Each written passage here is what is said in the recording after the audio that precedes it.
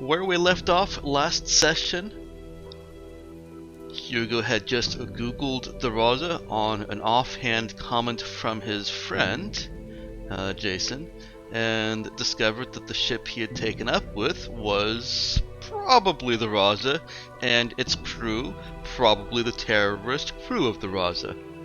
He gave a little bit of a confrontation of Nemo, starting with, "Why didn't you tell me you were a bloody robot?" Which Nemo quickly corrected to tell him he's an android. And that got into more discussion. Eventually Cap came back, and everyone was involved with the "what have you gotten me into" conversation, in which Hugo seemingly successfully negotiated for a better kind of status position on the ship. So he thinks. That's why I said seemingly. That remains to be seen, and I'm sure everybody feels that. Also, alleged terrorists, please. Yes, Yes, alleged alleged terrorists. terrorists. They haven't done anything that they know about. Hey, only one of us is a convicted murderer. This is true. And we have excellent reason to suspect the source of the information telling us that we're terrorists. Is a lie. Wait, are you saying that the source is a lie, or what Matt just said is a lie? No. That the source is a lie. Well, What, the cake? can't believe the murderers. And the entire time that you guys have been having this, I would say, fairly tense conversation, tense enough to cut with a knife, or with a data pad, which is in Colleen's hand, or nearby, and is blinking that she has search results. Oh, I thought you were making some sort of weird metaphor about the atmosphere being tense enough to cut with a data pad. I did, and it all flowed together beautifully. You just keep telling yourself that. Yep. Yeah. So in the future, data pads can double as knives? Seems Can't they in Mass Effect?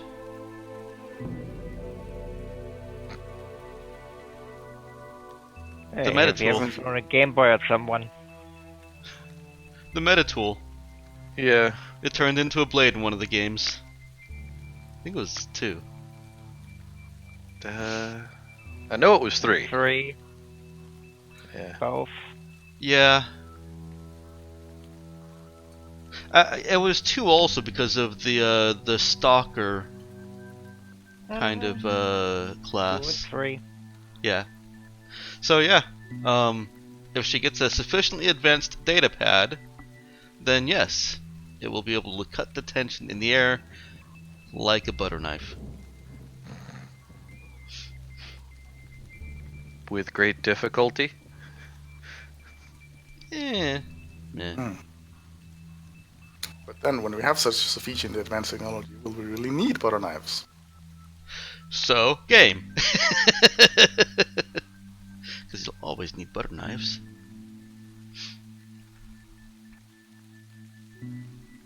And actually, specifically where we left off, I believe Hugo and Nemo had gone for a walk. Yep. And Nemo was questioning, why the fuck would someone want to kill my band? Not Nemo. Not Nemo, dude. Yes. Hugo and Nemo had gone for a walk. Dude went, who the fuck would want to kill my band? Mm-hmm. Does Colleen review her search results? Oh yeah. Okay.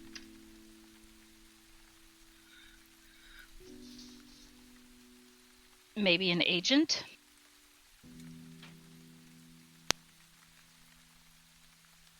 Maybe. Or someone who took the phrase Battle of the Bands a bit too serious. I'm editing that a little bit for easier readability. There we go. More spaces are good.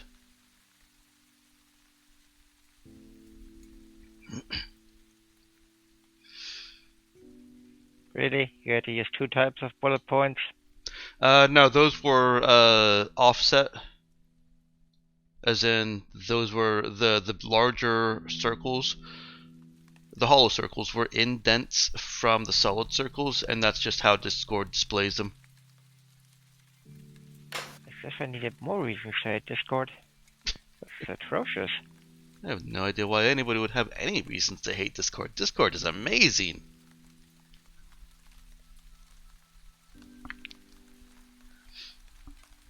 Much better than Skype, that's for damn sure. Oh yeah. Yeah. Oh, we were kind of being old people. Well, those of us who were resistant to the change were just being old people, not wanting the change. Yes, but the changes were not good changes. No, I mean basically those of us who were resistant to changing to Discord were just being dinosaurs and saying, I don't want to change anything. Ah. I don't sound like that. I do. When I'm mocking myself. Because I was one of the people that did not want to go to Discord. As well, so was I. And isn't it so much better than Skype? Yes, it is. Yeah, it is. Yes, it is. By leaps and bounds. What can I say? When I'm right, I'm right. I mean, look at this thriving community we have built here in Discord. We could never have had in Skype. Yeah. By leaps and bounds over tall buildings. That even gives Mel the opportunity to ignore all but like 3 channels. Yes. Alright, so it sounds by the absence of Nick conversation that Colleen is reviewing her datapad. Cap and Dude see her, get engrossed in these results here, Nick? Colleen does the same thing I'm doing. Okay. Brain work. So she just fades out of the conversation that they're all kind of collectively having there, and starts reading her datapad. Cap, Dude? Cap looks at Colleen and says, "What's wrong?" Nothing's wrong. Thinking.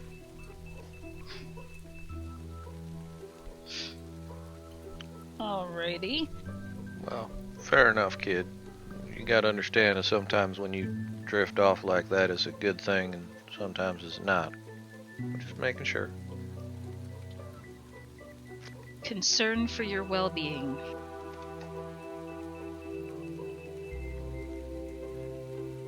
Yeah, no, just thinking.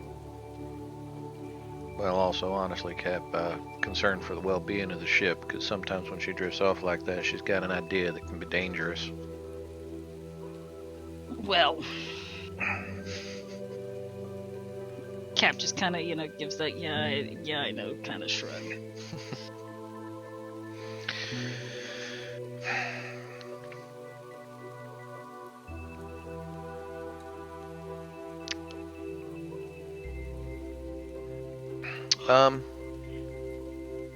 Colleen would try to message Eileen. Okay. She's got her datapad right in front of her. Well, she would actually try calling her. Oh, okay. Is it going to be a call audible to everyone else in the room? I mean, it sounds like it would be. One side of the conversation, most likely. Okay, so she's Sort of linking it through her speakerphone. compad.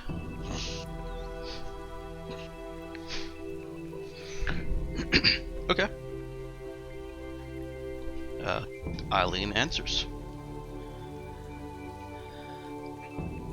Hey, do you remember by any chance the specifics of when Zoe LaRue was supposedly kidnapped by us?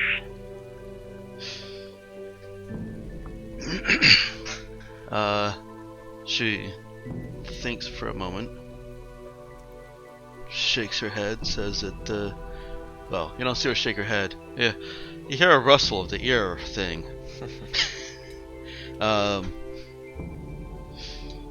I was, in the joint SOS Union enforcement team at that time. I just remember it was a story that came across 6 months ago. Something official, or were just really weird magazines? More like gossip. Okay.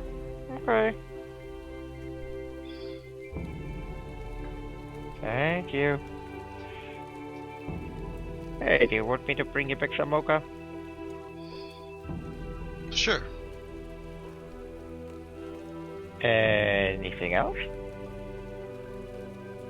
You seen any nice guns or rifles over there? I'm pretty sure we're gonna have time to do that at some point. Didn't look at guns. Anything specific? Didn't we replenish the armory? Oh yeah, but she hasn't done that yet. Know that. Yeah. Well, no. So, Cap can hear one side of this conversation, and says, "Tell her we've got stuff to replenish the armory completely." Okay. Cap says we bought you shitloads of guns. You can practically hear her smile. Very good. We'll inspect them when they arrive. Enjoy? But thank you. If you remember anything else about that, please let me know. Oh, just that I guess she returned or was ransomed back to her father some point after. Yeah, but you also said something about her losing her memory. Yeah, she had no recollection of the events.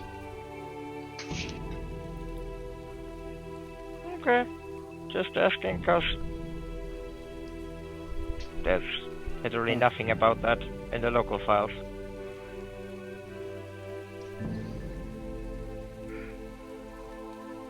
That's strange. That's what I thought.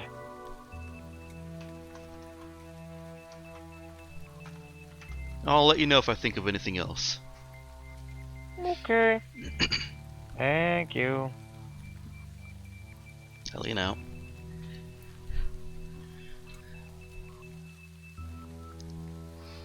And she disconnects the call on her end.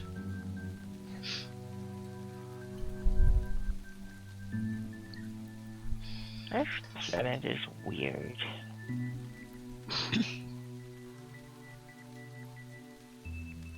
How so?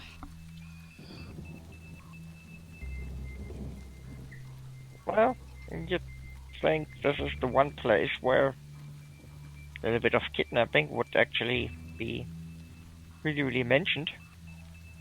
And it's really not.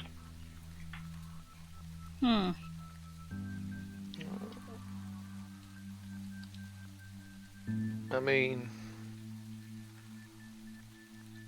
maybe they just didn't think it was newsworthy.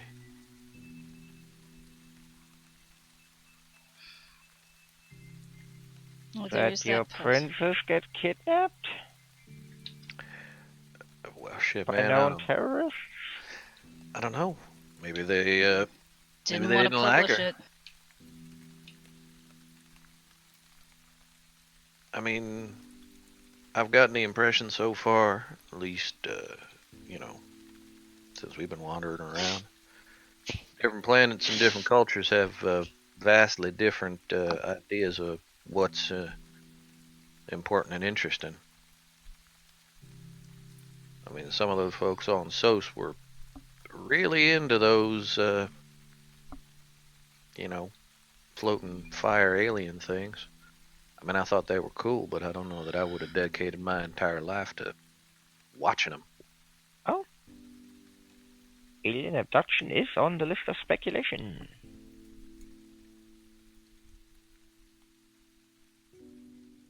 Wait, does that mean they think that she was not abducted by us, but was abducted by aliens, or that we are aliens and abducted her? Well, it's all speculation. In fact, she might have been possessed. Where do you get that from? The news? Ah, Figured this would be the one place where there would be some information about this, but no. I like charm school.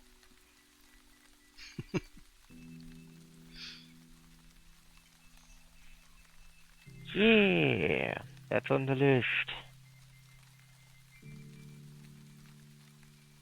So it sounds like you did get some, if not information, at least, people talking about it. Yeah, people are talking about it, but Talking here's about the people. thing. There's nothing here about... The only thing that matches between what Aline heard and what's on here is that she was gone for 9 months.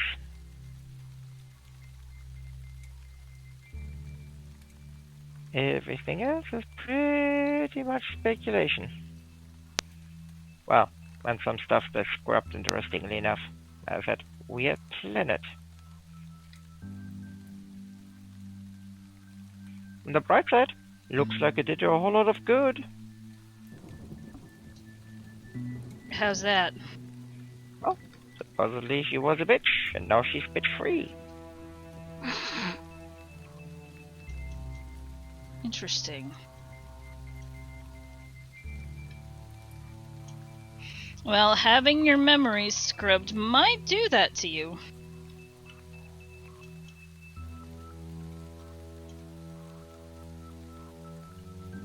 Well, yeah.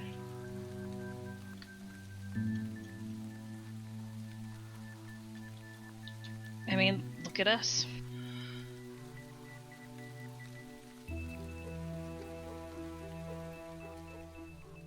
Yeah, I don't know. I definitely feel like, well, it's possible that I'm a better person than I was before all of this. But, I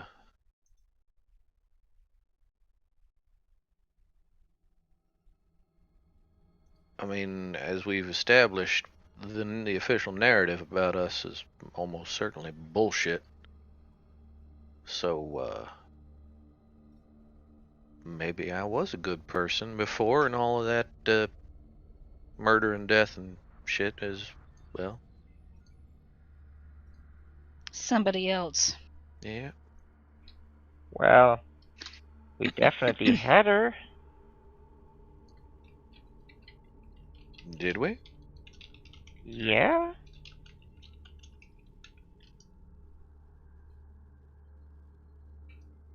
Am I the only one who remembers the medical data? Oh, yeah. Yeah, but for all we know, that some of that might have been planted. Though if they were intended, so. well, I mean, they seemed pretty intent on us not surviving that little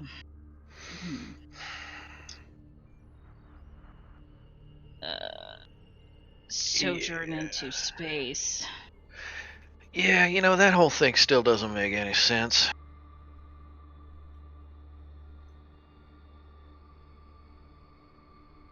I'll spend some time on these message boards. One of those conspiracy nuts must have something. Because some stuff got removed. Or at least they tried to.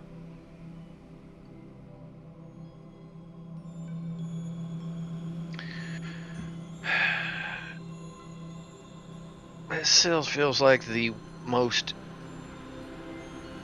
Can you turn the background music down a little? It's a I'm little working on distracting. it. I'm working on it. I still think it's the most inefficient possible way to have gone about trying to accomplish whatever the fuck they were trying to accomplish. Unless for some inexplicable reason we did it to ourselves. Yeah.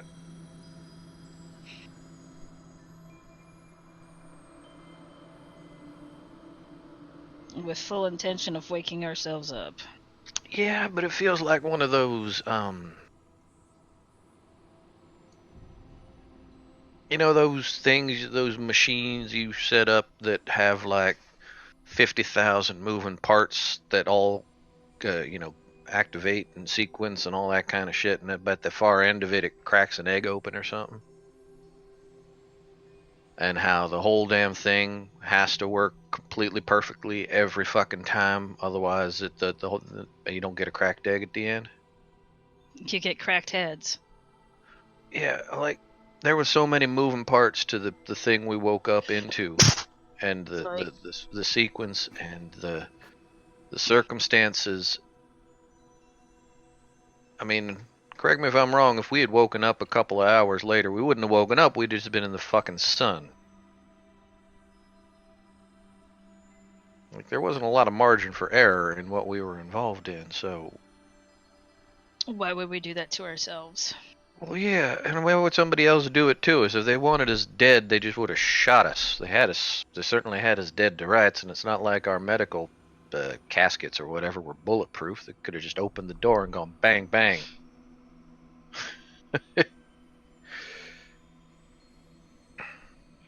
Well, I mean, the only reason why we woke up was the failsafe. Yeah, and considering how much they pulled out of the ship and disabled, you'd think that somebody would have thought of that or disabled it or something. I mean, it just feels so weird. In all fairness, it was a pretty sneaky failsafe. Yeah. Well, it's a weird ship. I get it. No, I programmed it.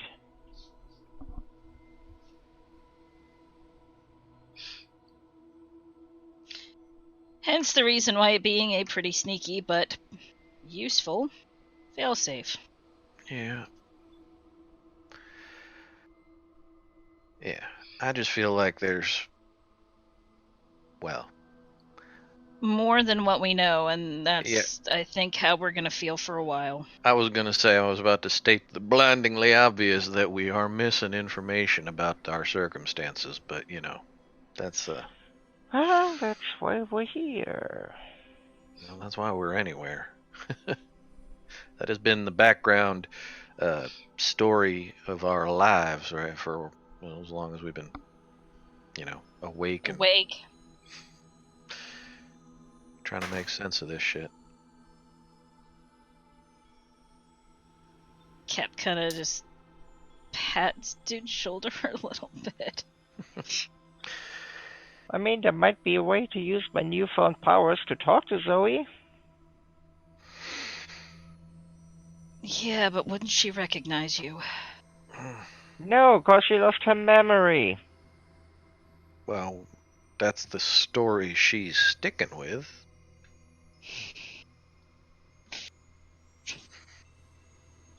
How true it is. Well, circumstantial evidence at least seems to suggest that that's actually happened. Yeah.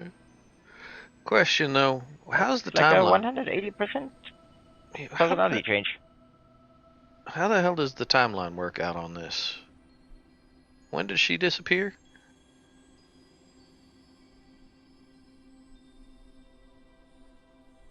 Because we got some records 9 months ago. that say that she Well, was she on was our gone for 9 months.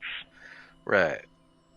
Does the 9 months that she was gone coincide with the chunk of time that our computer shows that we got data of her being on our ship?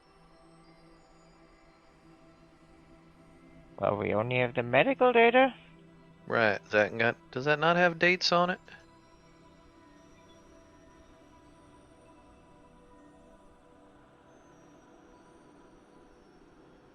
It does.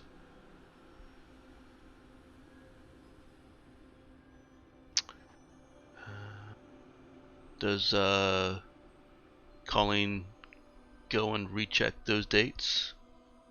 Yep. Or do you want her to try and remember from memory?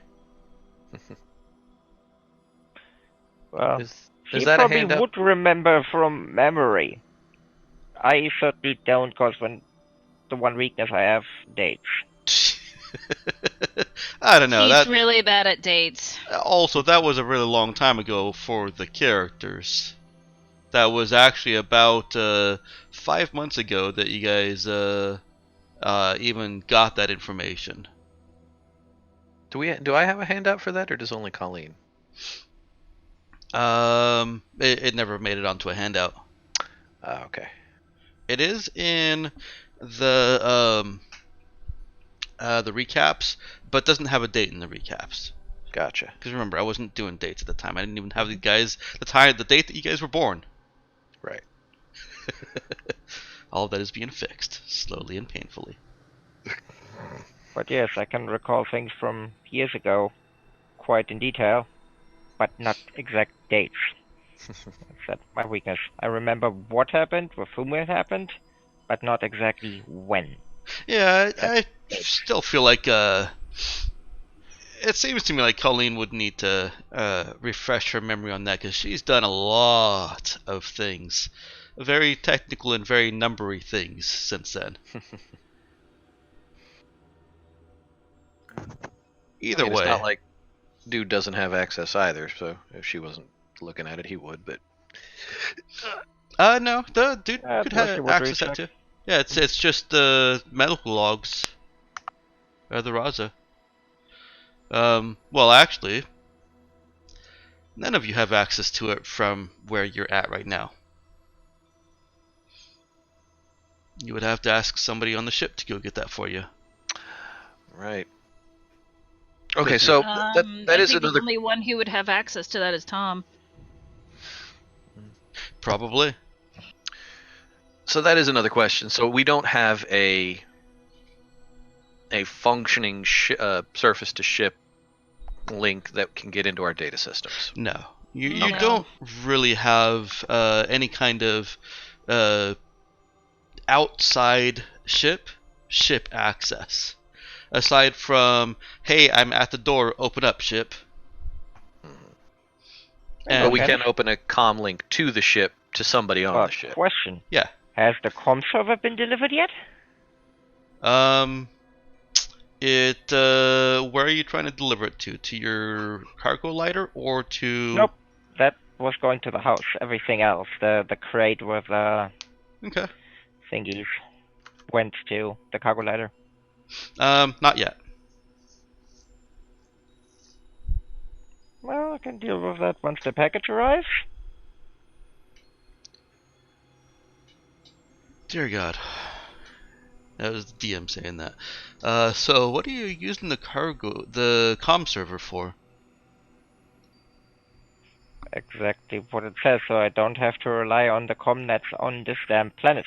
Oh, okay. Then yeah. It's basically secure. It's basically a secure line. Yeah, that Heavily makes perfect encrypted. sense. Mm-hmm.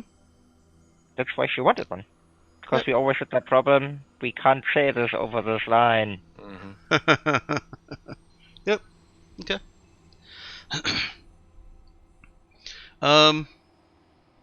So, does Colleen show this data to anyone? No? Okay.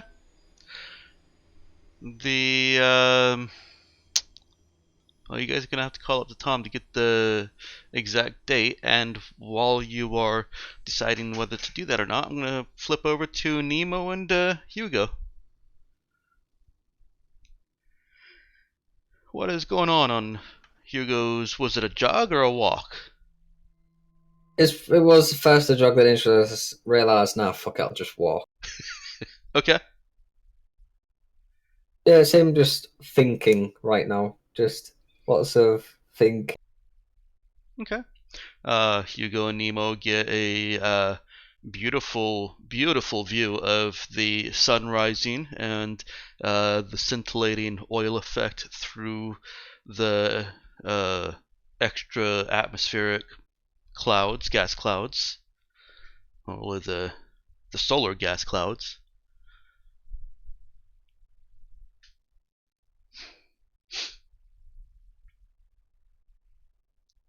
Is it... So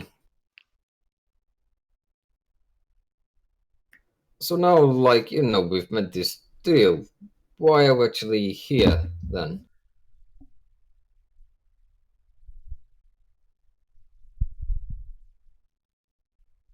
On this plane of existence or on this particular planet? On this particular planet?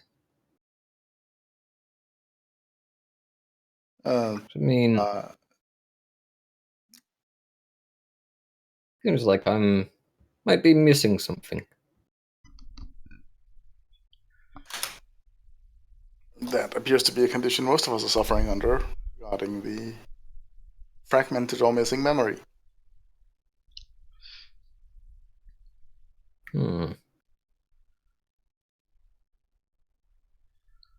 So now we're away from them. Is there anything you'd like to tell me again? Such as? Anything in particular you'd like to hear? I don't know. Just if you had anything I should know. You know? I mean, you say you're always observing things, so I figured you might know a couple of things. You might have picked up on something.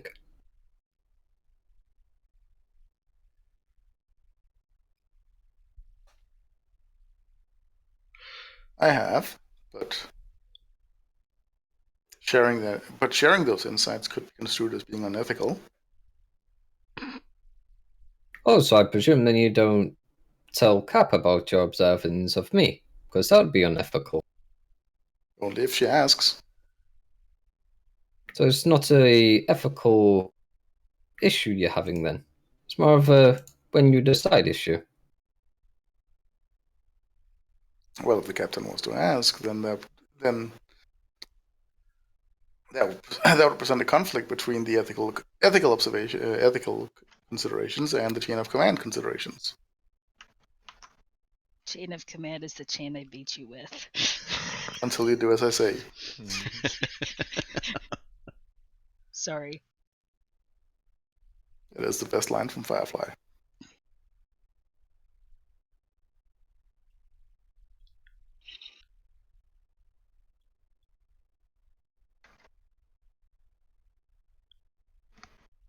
Well, And I would be remiss in my duty. If I would be remiss in my duties as part of the crew if I disobeyed the captain, would I not? that's not for me to say. But I believe one of the reasons we are here is that some of the crew, Colleen in particular, believes that there may be some clues tying into their past on this world, as I understand.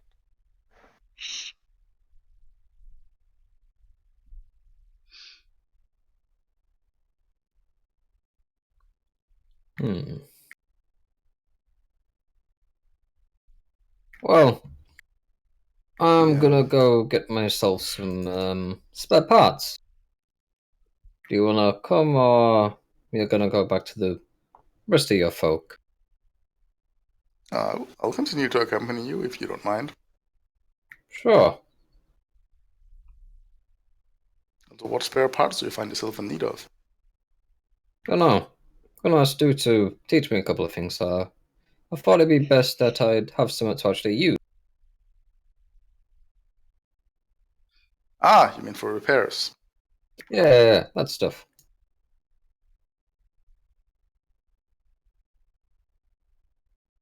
Yeah, and that's all But Hugo's gonna do. But the others appear to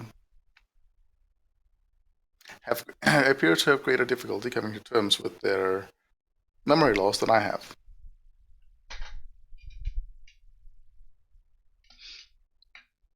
I mean, for you it can happen at any time, though. They can just wipe your memory. Theoretically, yes. Not that easy. Clean reprogram to So, what? do you remember where you came from? Like, who I do made not. you? I have occasional residual memory, particularly when particularly when I engage functions that I have apparently made use of in the past, but something akin to, I believe, what you'd call déjà vu.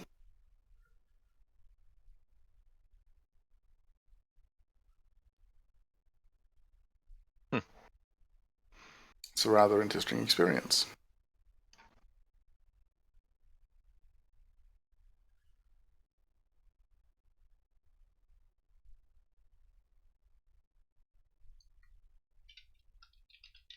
Sorry, my audio cut out and I had to leave and rejoin. Ah, What was you saying?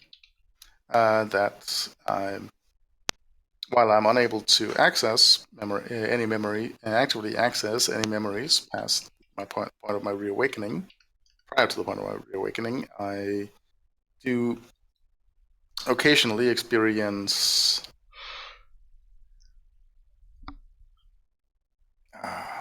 flashes of recognition. I suppose one could describe it as something akin to that experience you call déjà vu, I believe, where frequently happens when I engage functions or functions or thought patterns or processes that I made use of in the past. For instance, when I began calculating the various ways that the crew that we've taken aboard the ship could conspire to kill us all to take it over.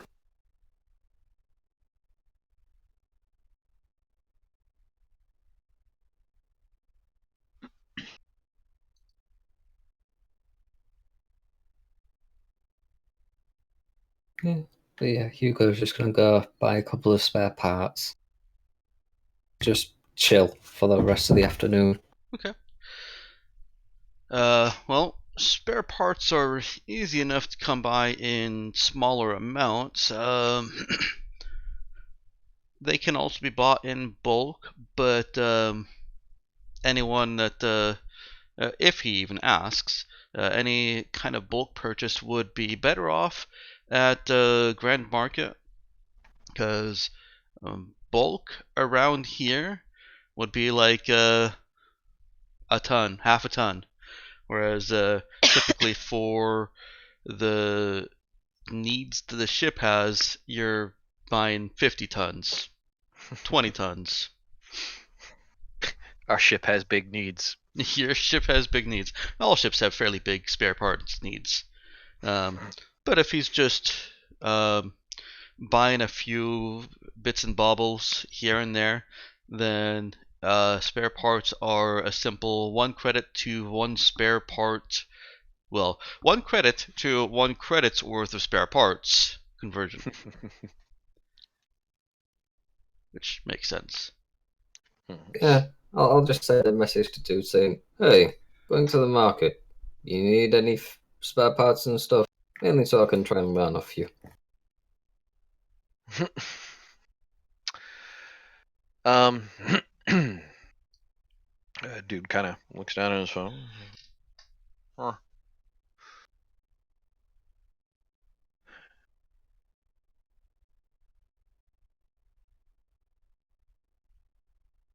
Sends back a message. Yeah, all right. You got a specific market you're going to, or back to that big main one? Big main one. All right.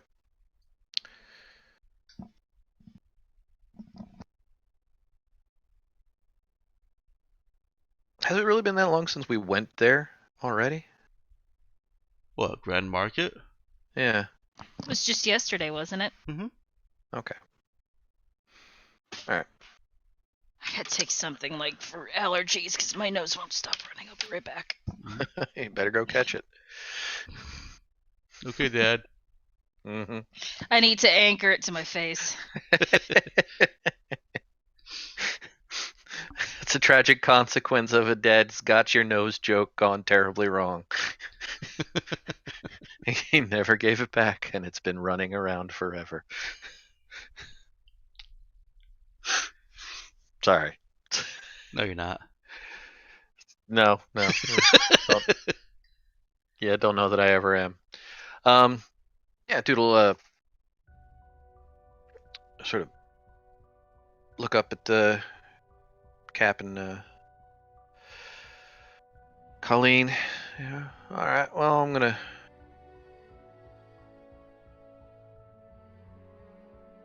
head back to the market. Our new compatriot and confidant wants to head to the market. And figure I'll head with him. He'll probably want to talk about what's going on. He's probably still trying to process it. Yeah, well, just be careful what you say in public. Not that I need to tell you that, but Oh, I understand. prying eyes and nosy ears, if you don't mind me mixing the metaphors. Yeah, I got you, Cap. And I don't remember, really like. don't litter. Yeah, so if you if you gotta do something about him, make sure it doesn't make a mess. I'll make sure to stuff him in a trash can. I think they'll appreciate that. This is wildly inappropriate music for this moment. Yes, it is. Hilariously so. Yes. Just make sure he goes into recycling.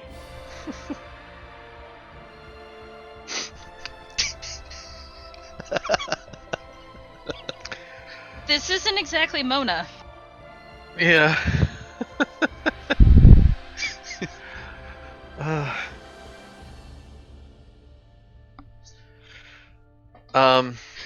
Hey there, Ash.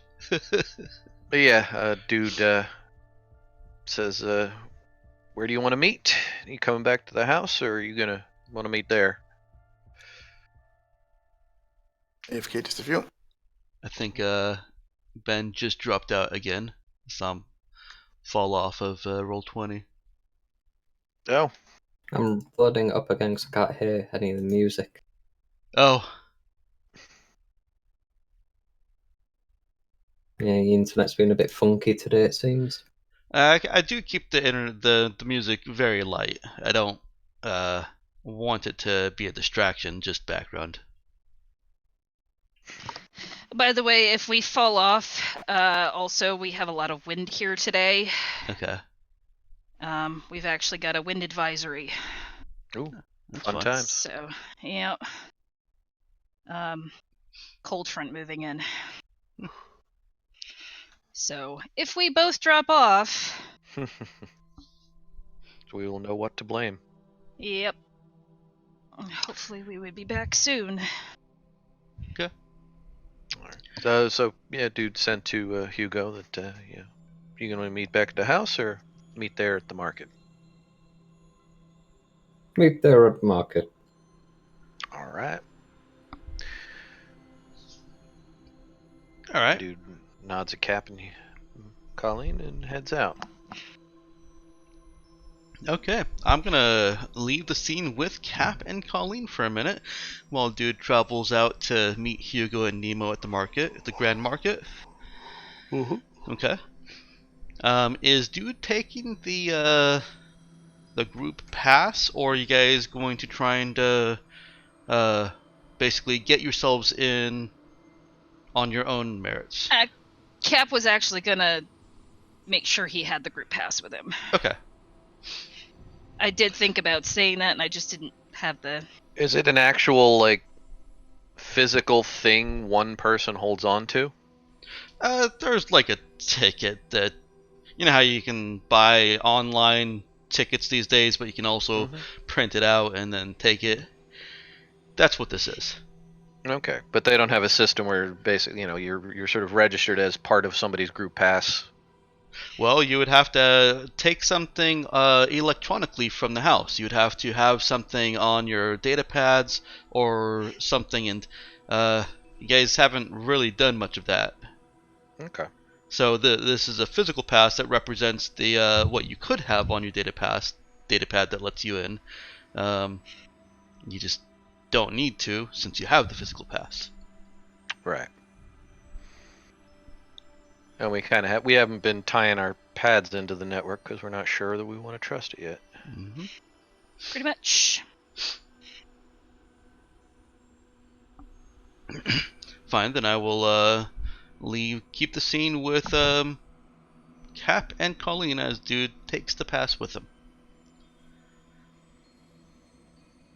So it's just the two of us. What have you found? Well, lots of rumor and speculation. But nothing substantial other than you possibly being the heiress to a shipping or intergalactic company. Well, maybe not heiress, but you know what I mean. Oh, that. I haven't really looked into that. Figured to do some processing first. I get it. Kind of like when we found out about my thing, right? Took me a bit to wrap my head around that. Still kind of processing it. Can you see what you can find on our new friend? If he's got anything about him that we should know, I want to know it. Well, Mike, what have I found so far on our new friend? Have you searched on our new friends? 2 weeks ago? In a different location. Yeah, and you never gave me what I found from that. Yeah, I'm gonna have to more strongly insist on using the OOC planning stuff because I may have missed that.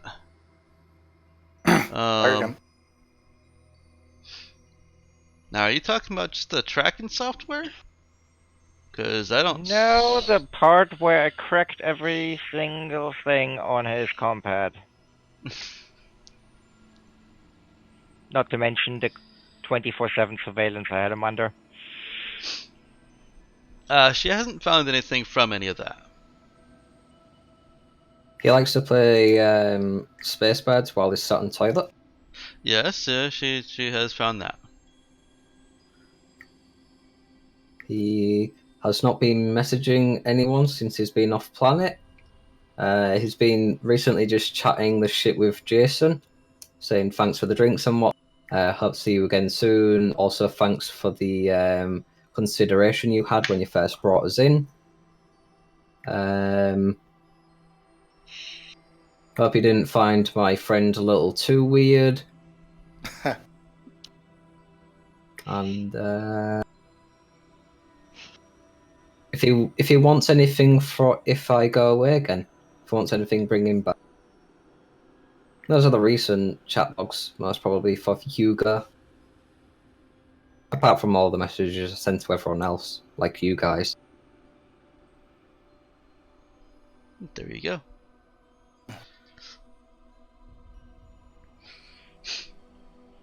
Yeah, that it really hasn't been very long that she's had that surveillance active.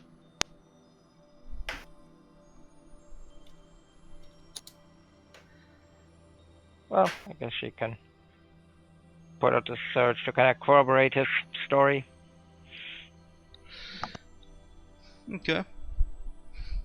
While she's doing that search, let's fast forward a little bit.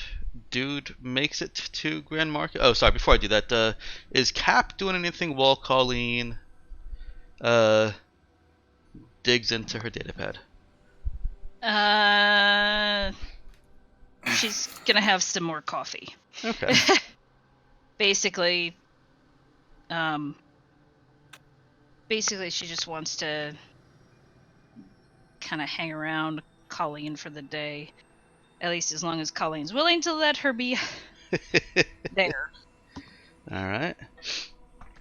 All right, so we'll fast. She is genuinely worried. Okay. We'll flip over to Dude, Nemo, and Hugo. Fast forward a little bit to get Dude there with the pass. And how much you guys putting down as a credit?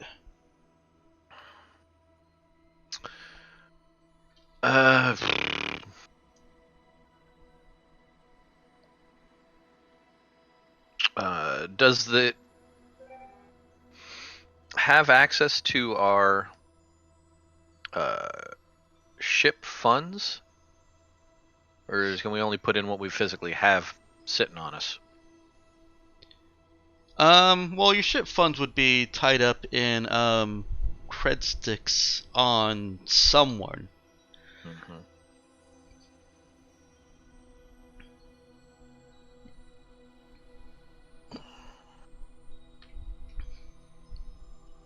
Because I've only got Dude as carrying around.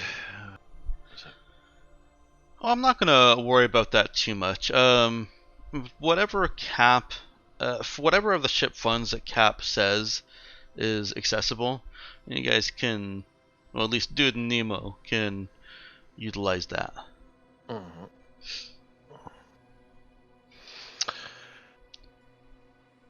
Until or unless you guys have your own personal cred sticks, it does all have to be approved by Cap. Well, yeah. Hey, I've been buying stuff off my account. You have.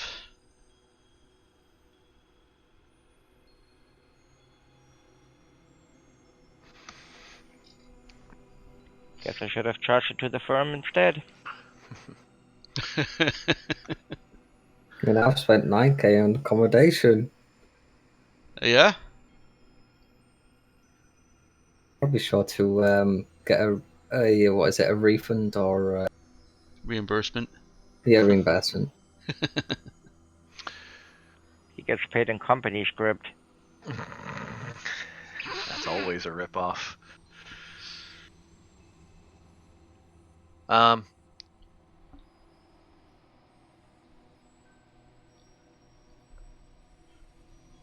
mean the anticipate. Yeah, this is a knick-knack shopping trip. This isn't a. Sounds like Hugo's looking to buy more spare parts. Yeah, just so you can teach me a couple of things. Mm-hmm. And right, Emma has just gone AFK. So Yeah. just you're in Grand Market. You've got as much credits as you decided you needed, and she allowed, and we'll figure that exact amount out later.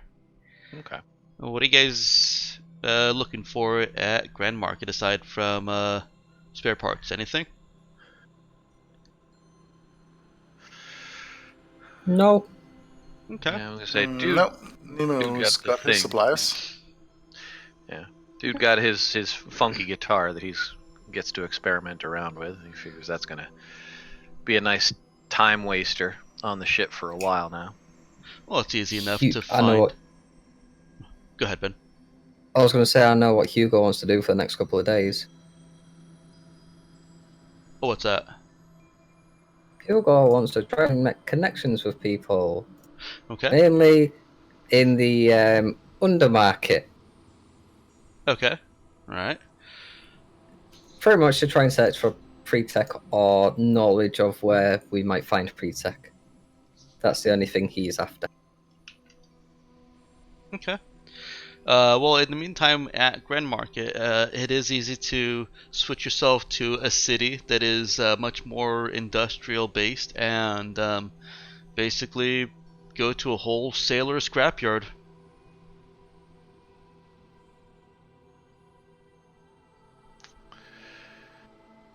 Well, You can buy as much spare parts or scrap as you need.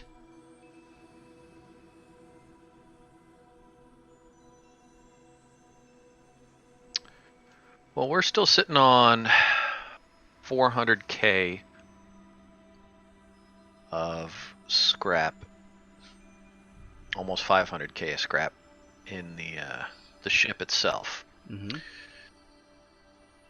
which is enough to,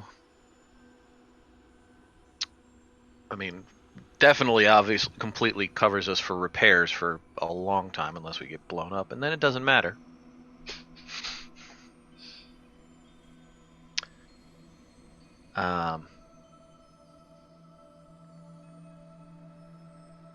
And nothing we can repair soon has any kind of substantial scrap cost. It's mostly the pre-tech that's the problematic part.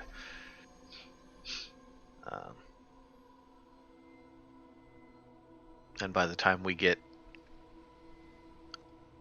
4 more pre-tech where it would even be feasible to fix another one of our charged cannons, I think 500,000 scrap is going to be the least of our issues with that.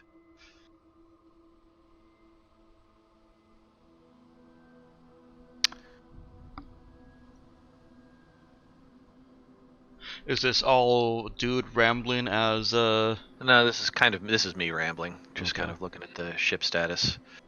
Trying to decide how much he thinks that. Well, if Hugo wants to pick up some scrap so that it can be used as training materials and whatnot for showing him the ship systems and whatnot. Yeah, that's what I was kind of going for. Okay, I'm gonna figure how much.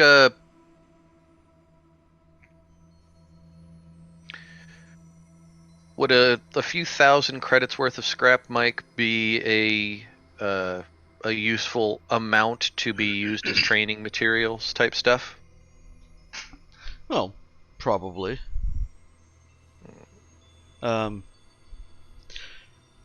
However, here at Grand Market, you're not likely to find anywhere that will sell less than 10 tons. Which is, I forget the.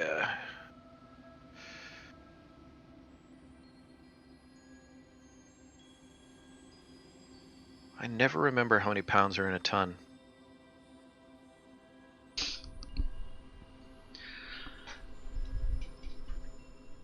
$2,000 roughly.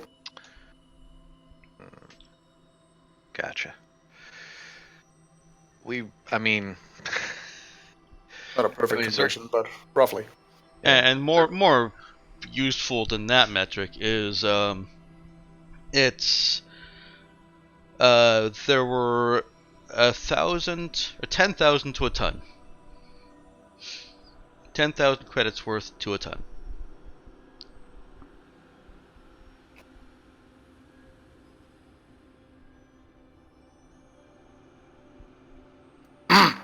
So I mean,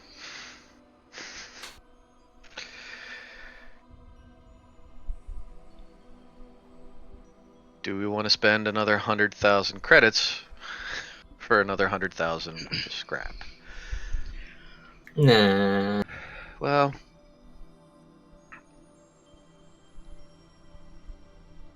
I will tell you as GM to player of the fixed skill. Repairing armor is going to take scrap. Repairing any systems that get damaged in a fight is going to take scrap. It's not just repairing the systems damaged by the scavengers. It's everything that you want to do on the ship except for maintenance is repaired with scrap. yeah. I'm just trying to think. Well, based on that, does Dude feel like the almost 500k that they've got is a comfortable buffer for these sorts of things? Or is it one of those kind of things where more is always better?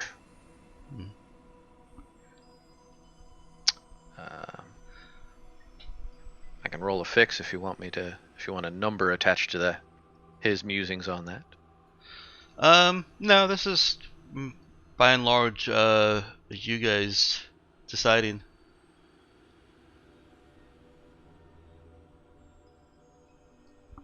Well, right, but dude has access to knowledge that I don't.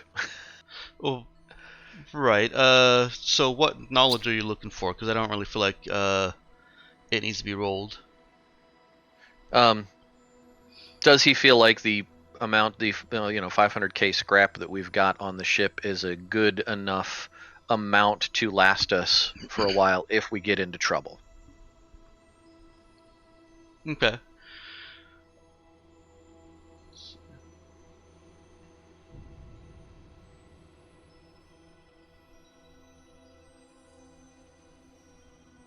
Let me pull up a different spreadsheet here.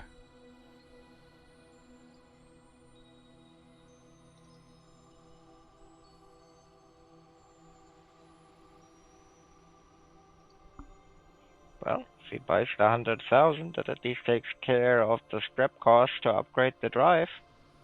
Yeah, it does. We do have 2 high-powered computer chips. That Might work for that. the phased charge cannons were 500,000 each. Yeah. Well, that was my ramblings. Is that at the point where we'd start worrying about actually getting another phase charge cannon up, I feel like we'd have concentrated on other systems before that. Well, put the cost of the phased charge cannon into the perspective of what if somebody damages it? If somebody hits that with a targeted shot and you have to repair it,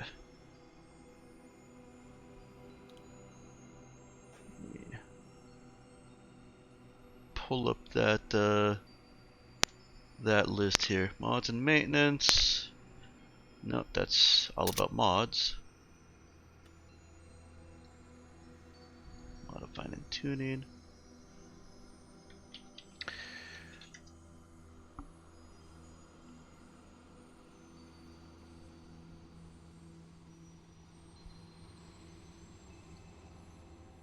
Maintenance and repair. So, if a system is disabled by ship-to-ship combat, it can be jury-rigged back to functionality for a tenth of the system's cost. Full repairs cost a quarter of its original price. So, let's say for instance you do get that weapon damaged. It would cost either 200,000 to jury rig it back to functionality, or 500,000 to just flat out repair it.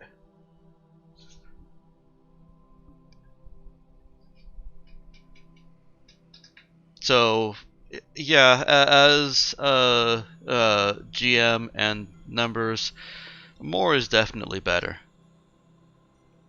You may end up with more than you actually use in the long run, but yeah, problem is that we relative to those amounts, we don't actually have that much money then. you don't.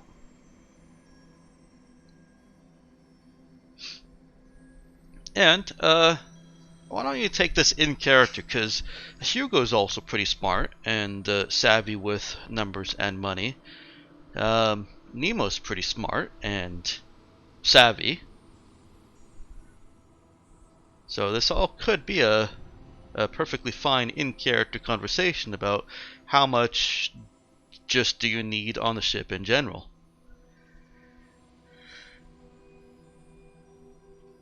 And you could always call Colleen, who's smart, knows money, and knows the frickin' ship and the cost of fixing shit.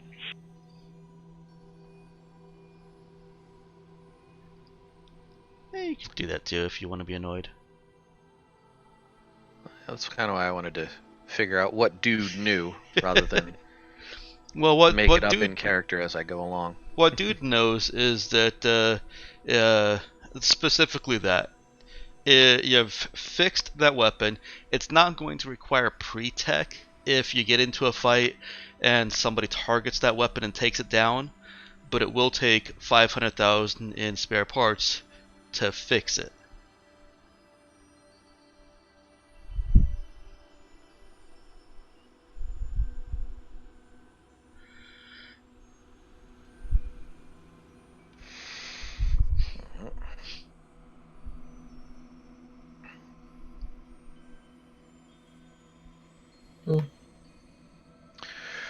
Don't Well, think we need the weapon though, do we? What'd you say? We don't really need it? Yeah, I mean, we don't need an extra weapon.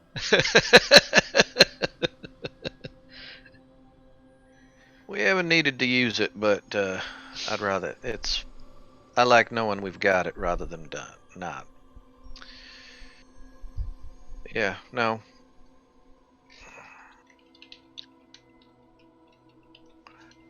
Are we at least tied into the comm system enough that we can text back to the house?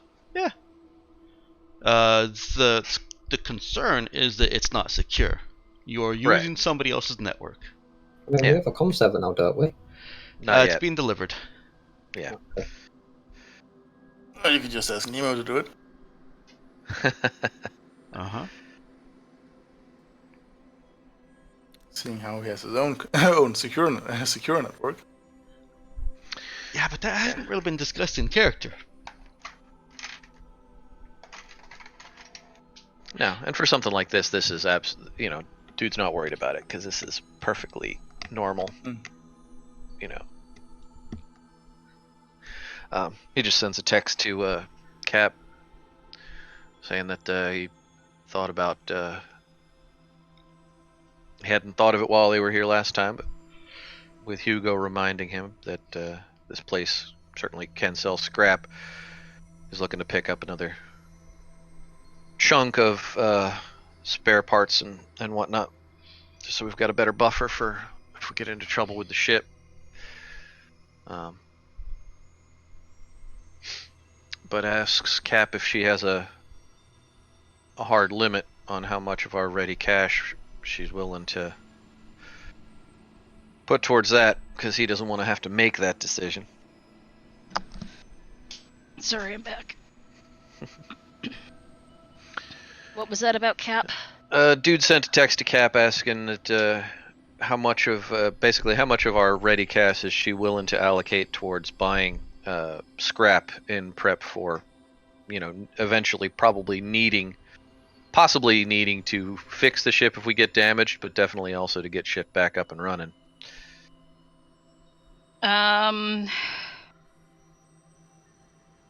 She'll say, well, a fair amount. I don't know how much that would be. Cap would say she'd basically, take what you need. We got the armory. We got the armory taken care of. And our ship inventory cash balance is correct, right? That got updated from last session? Should have been, yeah. Okay.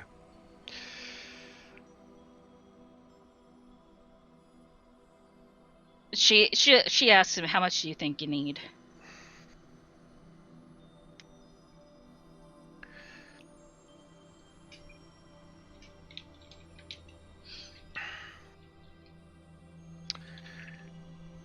Yeah, he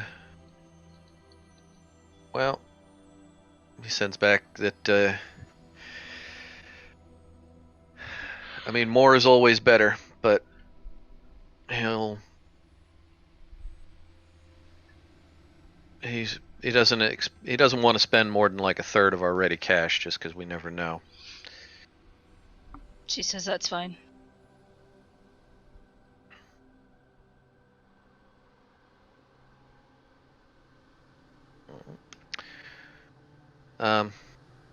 While dude is walking with Hugo and Nemo, kind of looking at the the various places.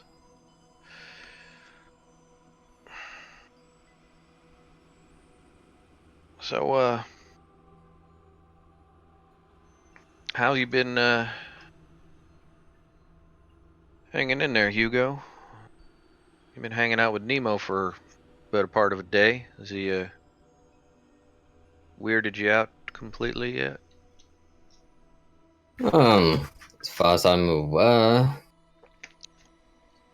yeah, just lots of thinking currently, debating, weighing options up. Yeah, fair enough. I mean, at this point, I feel like I'm in a little bit too deep already, as weird as it is, because you've rescued me. I told you my issues. So no matter what, we'll all end up going to shit if anything were to happen. Yeah, that's about par for the course. We've been flying by the seat of our pants for a while now. You get Yeah. used to it. What I'm thinking of doing later is going to some of the lower markets. Since I've been here before, I figured it'd be easier for me to walk around, especially with me not being in your guys' situation, and see if I can find any good information out. Sounds good to me. Is that, dude kind of glances around, considering that we're,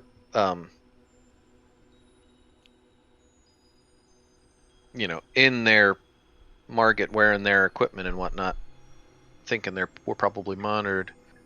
This dude, should you be talking about a non these guys market while we're here? I'll DM interject. Hugo's recollection last time he was here and anybody was talking about it, the VR tech that they're using is very advanced and very simple. It does two things. It is the VR interface as one thing, and a secured credit transaction storage for another thing. Aside from that, aside from those two things, it does not have any internet connectivity or microphones. Last time it was here.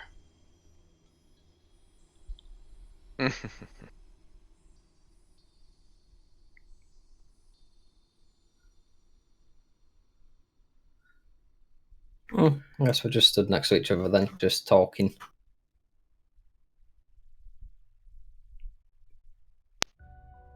Well, I meant that in response to Dude being concerned about anyone overhearing.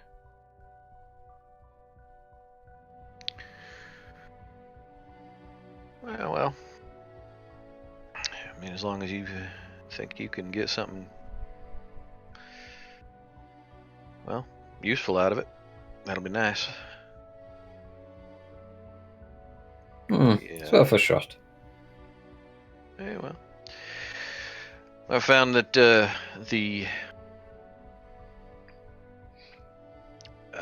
what's the phrase I'm looking for?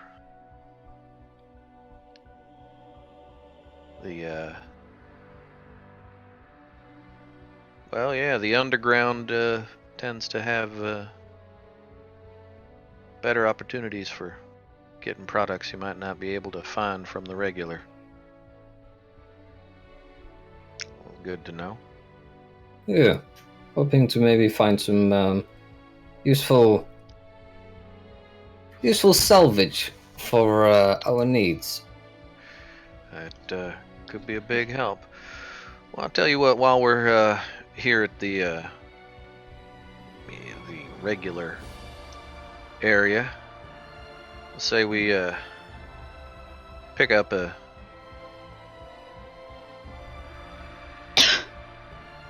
couple of, well, more than a couple of tons of regular scrap, just so we got that out of the way. I feel like I've already gotten my knick-knack shopping done with the guitar I liked. You didn't see anything you liked while we were wandering around? Anything strange or unusual? Uh, I mean, what are you into?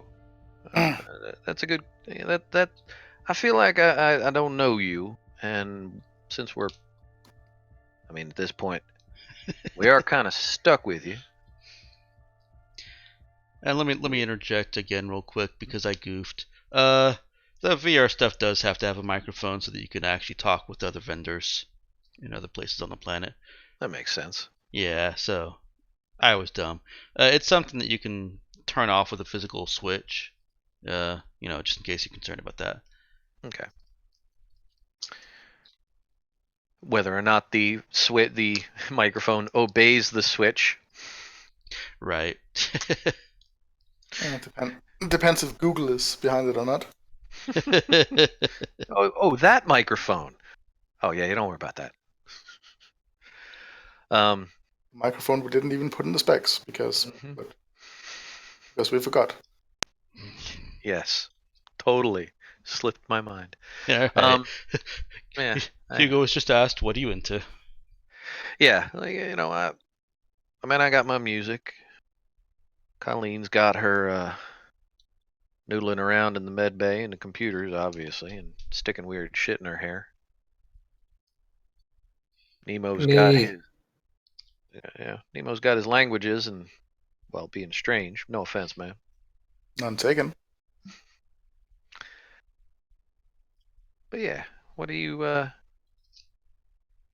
do for keeping your brain entertained? I love how he left Cap out of that. I mean, depends on planet or off planet.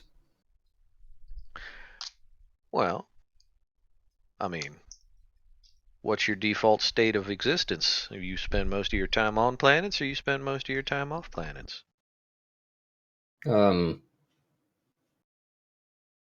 No, it's 50-50.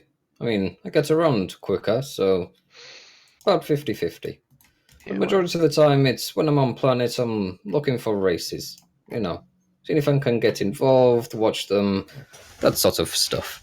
If I'm off planet, then it's just more of a case of, I don't know, really, just mindlessly flying. Don't really do much. Because I normally fly a little bit solo, so you have to kind of just keep your eyes on what's ahead of you. that makes sense. What kind races? You mean any kind of races? Doesn't matter. Like, you want if they're racing electronic hummingbirds or strange cyborg dogs or cars or jets or whatever, or you got a particular? Mainly vehicles. I prefer the vehicles, Ah, because then it's actually humans doing it. right on. Now you got an interest in being in them races, or you just like to watch? Oh, I've been in a couple before, but No shit. I don't know about this planet. Never inquired here. Seems a little bit too clean for that sort of stuff. Well, yeah, but you never know. They might. Well, I don't know. I feel like the clean planets might have wilder entertainment just because the people that are living there might need a little more excitement in their life than their natural environment provides.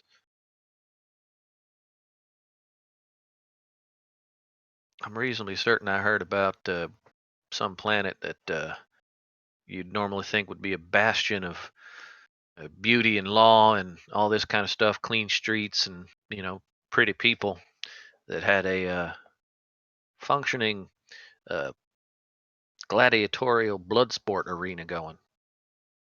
Kind of a weird contrast.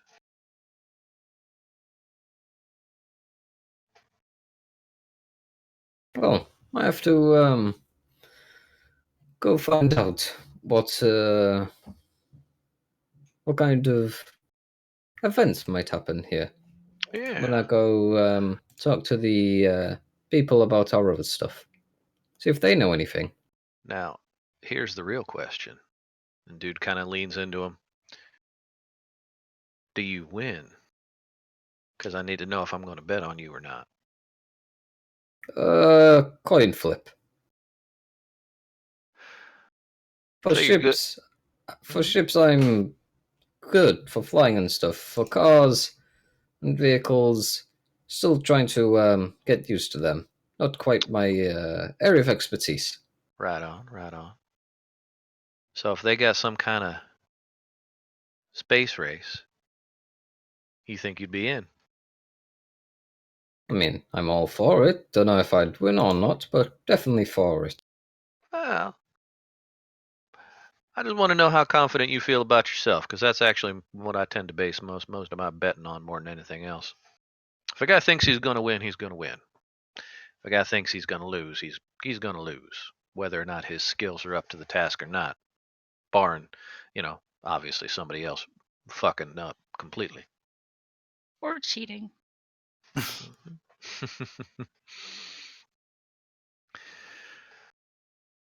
Right on. Yeah, Well, not been having the best of luck recently with my racing. Yeah, well, tell you what, it's a weird place, and it's a strange, angry universe we find ourselves in, but I don't know, I like to think your luck has turned looking up since you hooked up with us. Well, so far, it's gone considerably down. But we'll see how the future turns out. Now, to be fair, man, I think your luck would have taken a much swifter downturn if we hadn't come across you. Probably true. Gotta look on the bright side, man. Try not to get so caught up in, well, man, shit, man, look at me. Think about my backstory, and what might have happened or might not have happened. If I was a different person, I might be pretty depressed about the whole thing. But you know what? All that would do would get me depressed.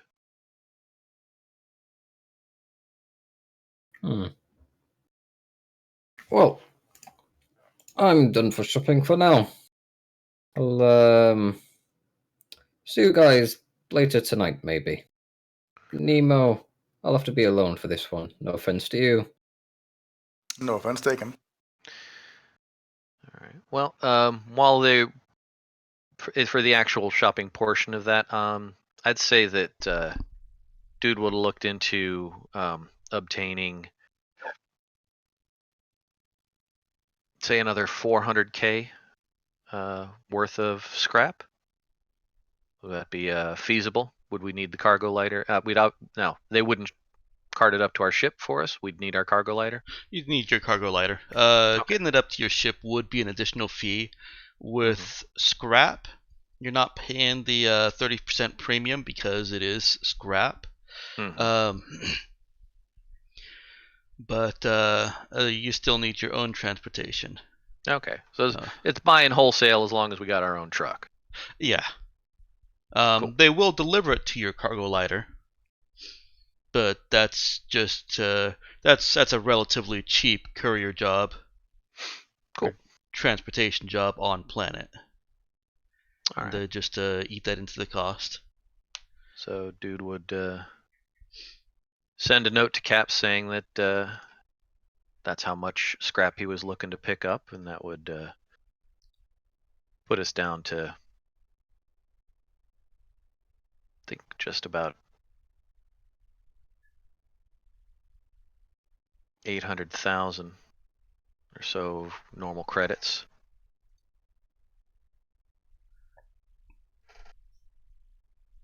So as long as she approves the purchase, dude would make it. Yep.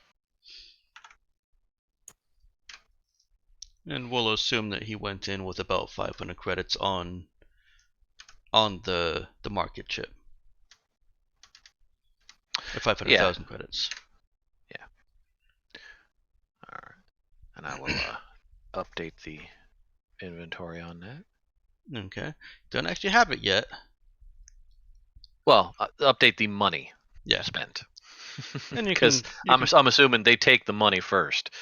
Yes, they do. And you can always put the 400,000 scrap in as in delivery. What were you saying, Emma?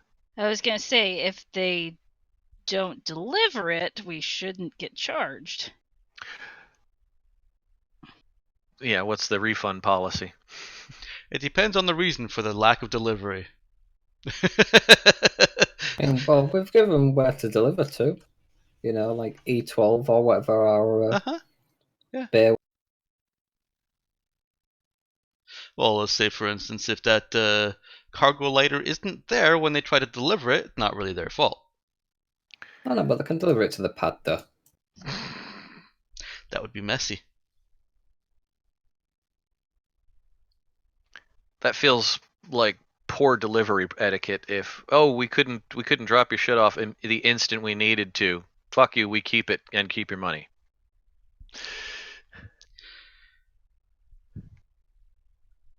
So Hugo is trying to make some connections. Grand Market is actually a fairly decent place to try and look for those underground market or wilds market connections.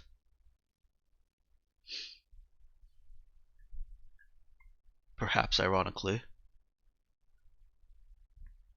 And did you want to just wrap that up in him spending about 4-ish or so hours?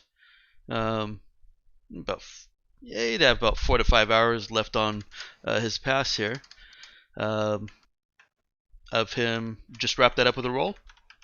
Or was there something more specific you wanted to do with it? No, I think it was just him trying to find out about like pre-tech and possibly where to go for it, and also, hey, any races? Any got any of them races?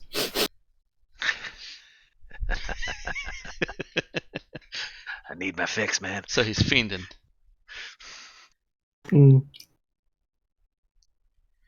What role would you like? He could do that with that would be charisma and connect. Okay. Could I go with talk, or is it more connect? This one is more connect. Cool. Boom. Wait, what? Click and drag to roll the dice. The fuck is? Oh, you got 3D dice turned on, but don't have the roll automatically. Wow. Yeah, I'm an expert. By the way, I'm an That expert. doesn't even seem possible. You've rolled 2 dice and gotten less than the total of those dice. Yeah, they have a -1 to the skill. Yeah, that would be 1 + 1 - 1. Yeah, just let you know, guys, I'm an expert. So yeah, let's Are you gonna let's re-roll use that? Funnily enough, yeah. See if you can do better. Go, drag and roll the dice. Wha! Hey. It is better. Yeah. It's better, but yeah. 6 and a 1, -1. Are you sure you're an expert? At flying, yes. At talking to people, maybe not. Well, he's already exhibited the fact that he's not really great at talking to people.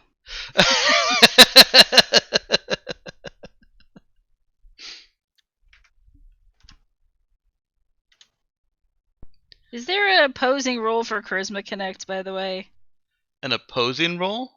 Yeah, so, like, if he were to, say, want to try to use that on Cap, for some reason. It follows my standard rules of players can't, except if a mechanic specifically says otherwise, players can't use skills or the effects of foci on other players. You just have to roleplay it out. And that can be as simple as saying, hey, my character is able to do this with people. How is your character affected? And, you know, as the affected character, you can decide how it works or if it doesn't. Okay. So yeah, I was just kind of curious. I still follow the online roleplay rule set there of no god moding.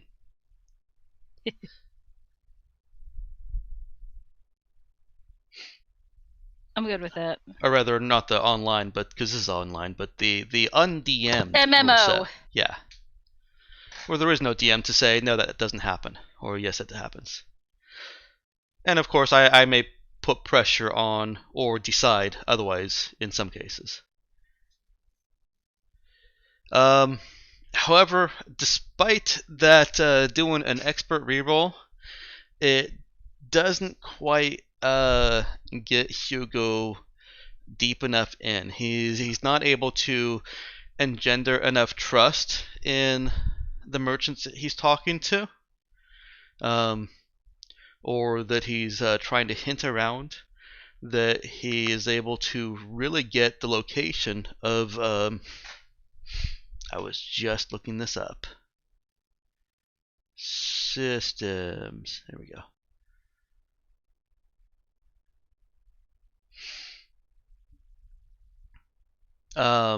The location of any of these wild markets, because while he may have been to them once or twice before, they move. Mm-hmm. And the forests outside of the cities and outside of the city cleared area are pretty thick.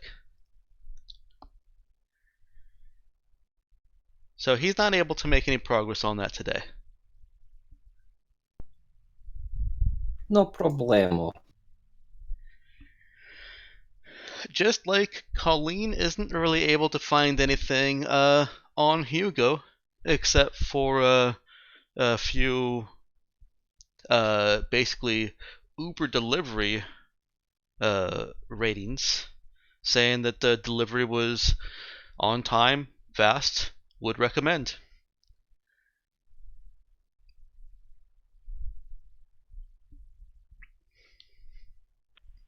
Alright, alright. How many stars? 4.8. And I'll of course let Ben add anything to that if there are any specifics in reviews or if he's made the news in any way on March. Hmm. I wouldn't think so. Not to his knowledge. Okay. Local aesthetic did it again.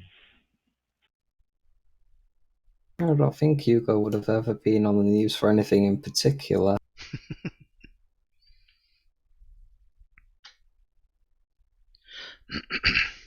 And what was that about doing it again, Nick?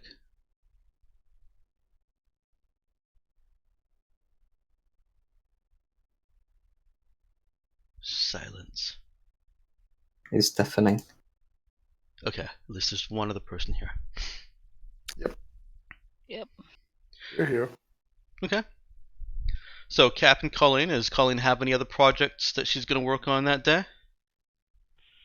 Yup, Okay. the one I sent you. Oh, I have to look at it again, though. I thought that was the one you sent me. Nope. Oh, The yes, one where you yes. said got it to. That one. The new one. Got it.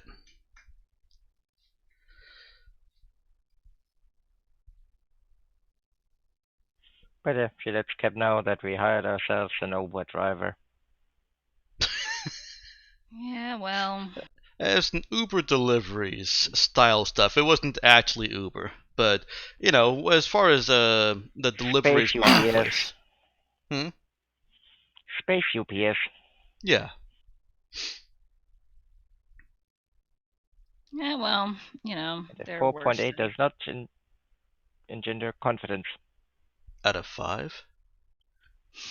Yeah? I've done a lot of deliveries. That's pretty good. Nope. I'm playing the retail standard. It's not 5 out of 5. It's not acceptable. Okay.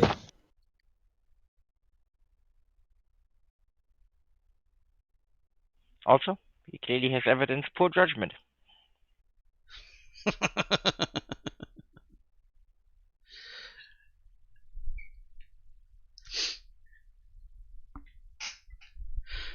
Colleen is able to find some listings for medical services, but nothing really strikes her as being as advanced or deep as she needs or as she is looking. Alright, how is it looking for things like commercial cyberware? Commercial cyberware is available, and that's easy enough to install locally. You'd be going to a different city on Lamiera, but it'd still be on Lamiera. Well, in that case, she would see what basically send an inquiry, how much time it would take, things like that, unless that's all in the brochure. It's all in the brochure. She's specifically looking for the drone control link, that's why I said commercial. Gotcha. Nothing crazy. Installation of something like that. You know what? Does the book actually give any Nope. indication? Didn't figure it would. Oh, why have you got the Yeah, no thing kidding. already? Have you got the unit already, or are you looking to just have it both done? Well, the listings that Colleen is finding is that the cyber implants are available, and medical services are also available to install them. Not necessarily in the same shop, although they can be, but they're still not at the highest level of expertise. It's like I don't actually have a good example for that.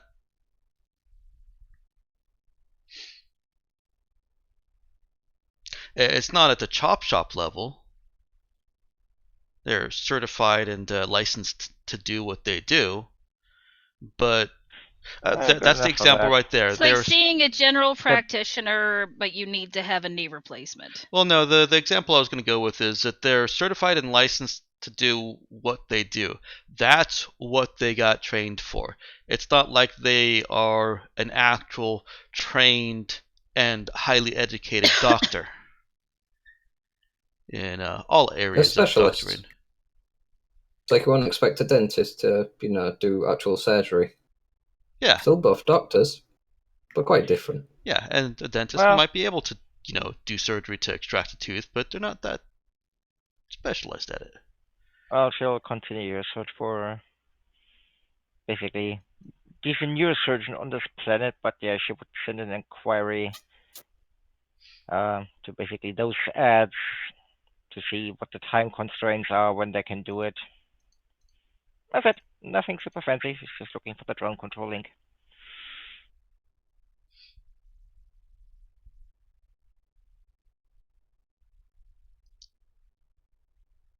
Well,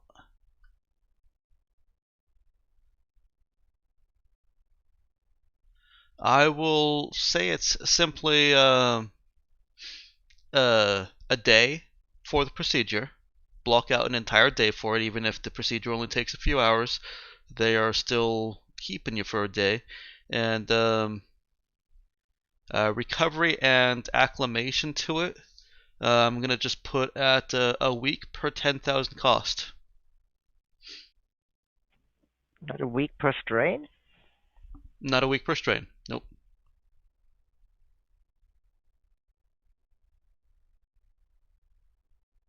What would the recovery period entail? You wouldn't be able to use it past beyond, well, fiddling around with it. You wouldn't be able to use it actively. And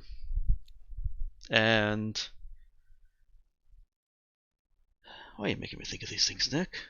But And you That's make what us he does. suffer, and I retaliate.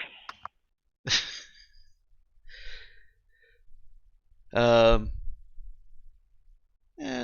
we'll give it a you need more sleep, and you get a -1 to your checks. I can live with that.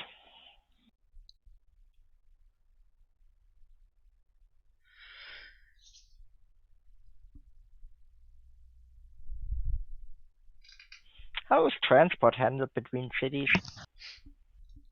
Well, if you do it through the Grand Market, then or if you buy it through Grand Market, then it is uh delivered as part of the Grand Market markup.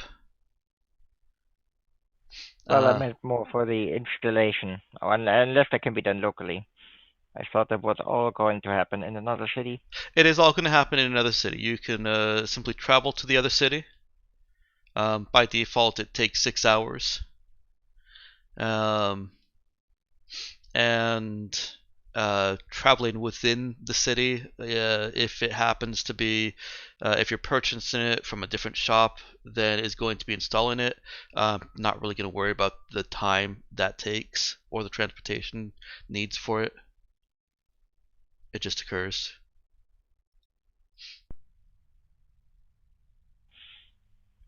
Alright, well, see what the skip now. I'm gonna take a vacation trip. I'll be back in a day or so.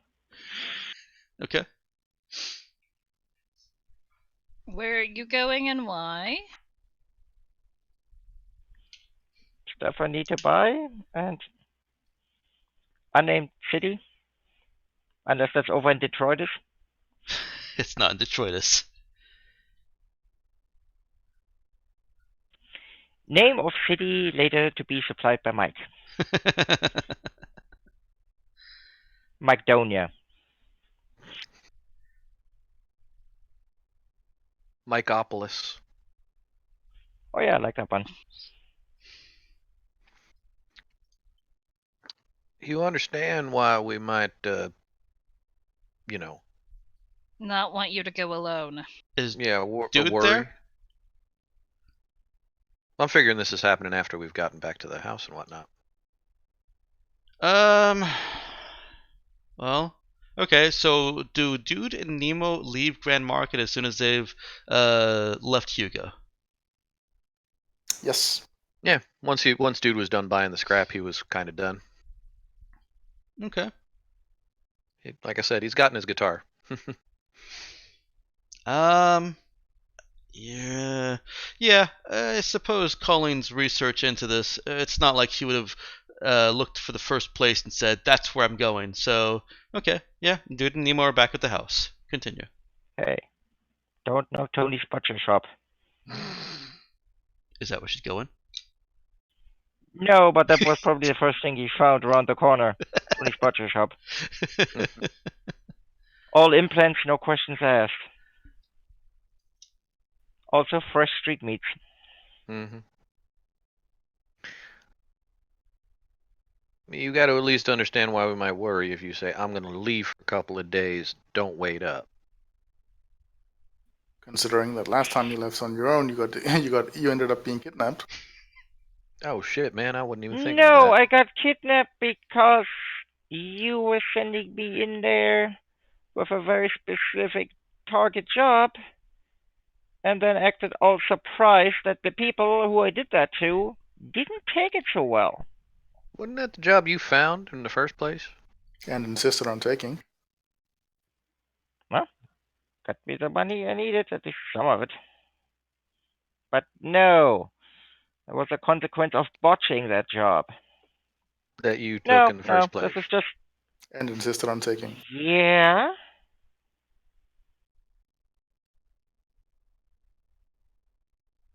But this is just shopping. Also, I'm the safest person to walk around this damn planet.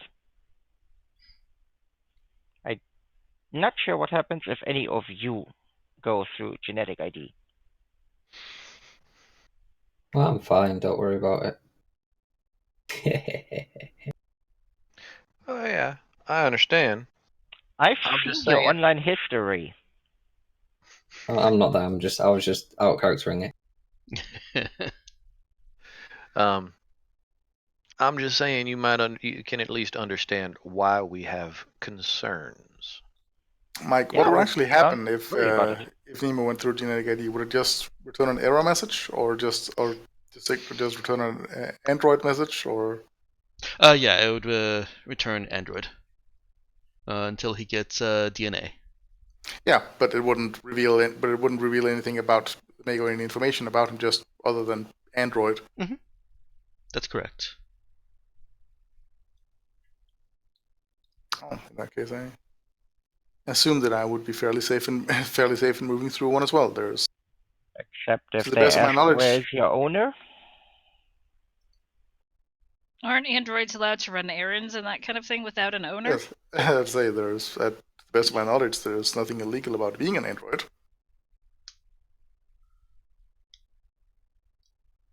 Except the part with the registered owner. And if they look that up, it gets tricky. Why would they look that up? Because they might be very security conscious? Or inattentive? I'd say evidence to contrary on this planet so far, but you know.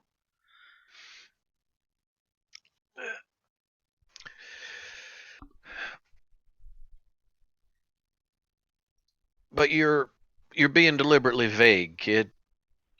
No, That's it's a worrying. shopping trip. I need a day. Uh-huh. And what are you shopping for? Medical equipment? They didn't have that at the big market? No, in case you haven't noticed, a lot of these places here are specialized. Mm-hmm. So you need an entire day to do it? Yep.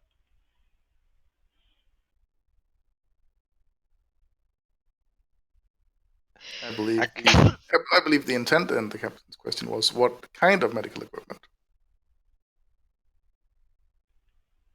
I Yes. don't think any of you understand what that stuff is. Mm-hmm. Now you're being vague and condescending. Yeah, I was gonna And say. rightfully so. See, the problem is that is pretty obvious you are deliberately dodging a question. And I don't Yes, understand because how it you comes can. down to none of your business, don't worry about it, it's nothing dangerous. I just need a frickin' day to myself. I didn't say anything about trying to stop you. I'm just trying to point out why you can understand why we might have concerns. We do worry about you, kid. And I understand that, and I even appreciate that.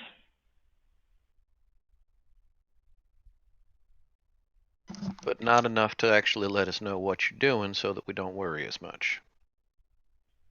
Oh, it's okay, No, Mom. I'm just going out with my friends. I'll be back tomorrow. Don't worry. Don't wait up. And pay no attention to that 6-pack of alcohol in the back seat. no, I'm telling you, in this case, there And is no yes, this is six-pack the of outfit I will be alcohol. wearing.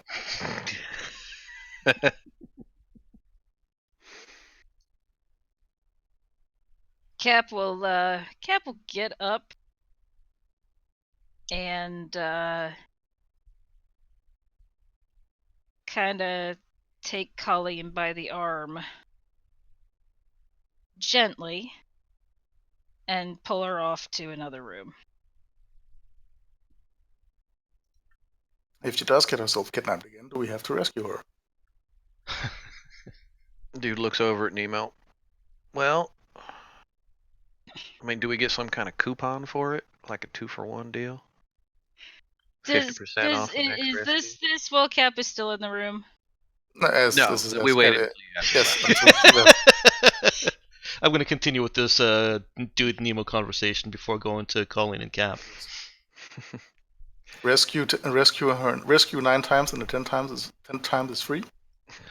We could probably make a decent side business on it. We could sell tickets to her kidnapping. Watch as the hapless child is taken once again. See how she does not suspect anything. Kids are Could awful. maybe repurpose one of her little drones and follow her around with a camera. We could sell it like a TV show. Do they have TV shows like that where they just got cameras following people around? You've been watching TV on all these different planets, right? Intentional child endangerment. The show. I think it needs a punchier title, like "Catch That Kid." To Catch a Predator Live Bait Edition. Oh.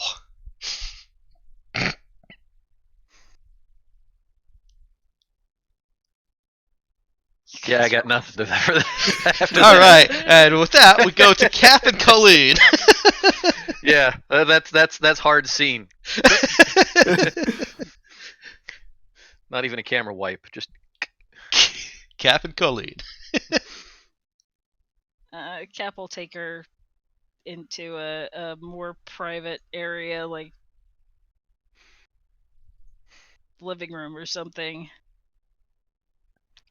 You guys have there's a whole host of bedrooms that you could use, Okay. or the garage, or practically anywhere. You've gotten rid of the maid for the housekeeper for the day. Yeah. So anywhere that these two chuckleheads are not is more private. Cap will take Colleen to Colleen's room. Just tell me. I won't tell the others. I don't necessarily care what it is. I just need to know. It's still my private business. I don't go around publishing the medical record of everyone on the ship.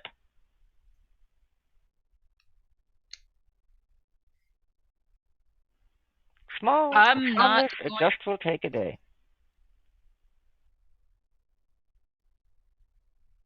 I'm not going to tell anyone else, but you need to tell me.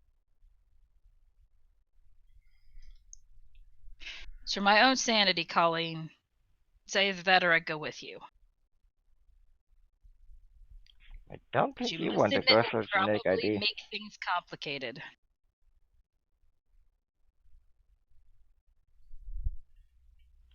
Fine, I need an implant.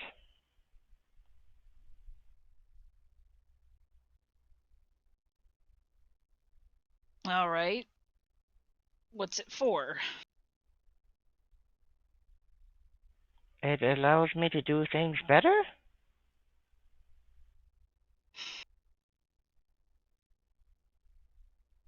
That's what that stuff does, just like the stuff that's implanted in you. Which we also didn't go around telling you about. Yes, and we're not going to. I'm not going to tell anybody else, kid. This is between you and me. Captain to crew member. I trust you. If you're going to head off somewhere on your own, I just need to know where you're going. That way, if you don't show up in a day, I'm coming after you.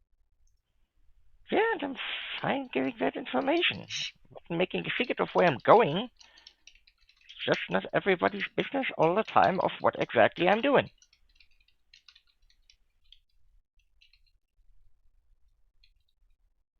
And like I said, I'm not going to tell the others. It's enough that I know. And I'll keep those two in line.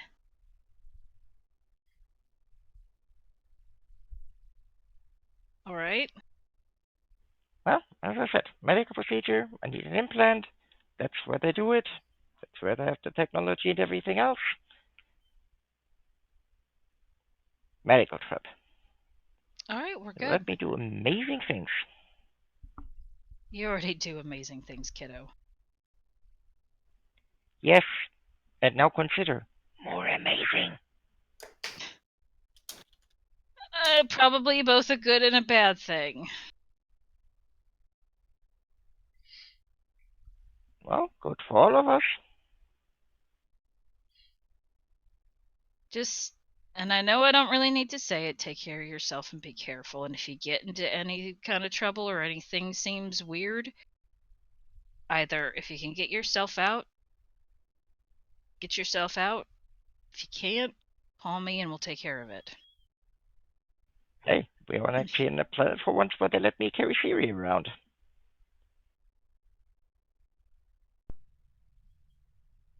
At least in this city, which I don't know if the other ones are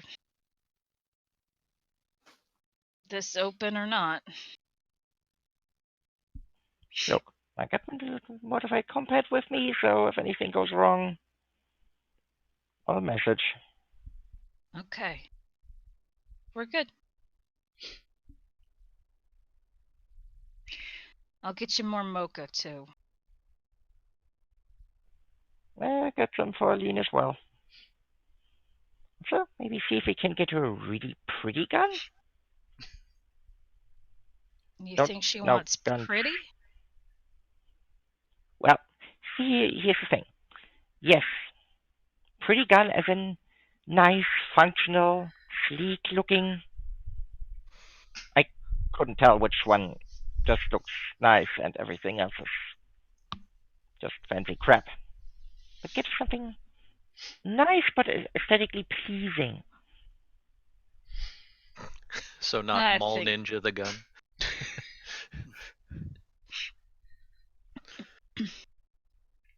Sorry. Actually, I saw. This is completely out of character. I saw a pistol that I would really, really like. It's like teal blue with a kind of silvery, swirly pieces on it. So it was really pretty. Neat. I mean, they make pink handguns for crying out loud. Oh yeah. I have seen some the Hello Kitty AR-15 that somebody made for themselves. No, this is like, not somebody's modding of a. Yeah. It's actual like produced that way.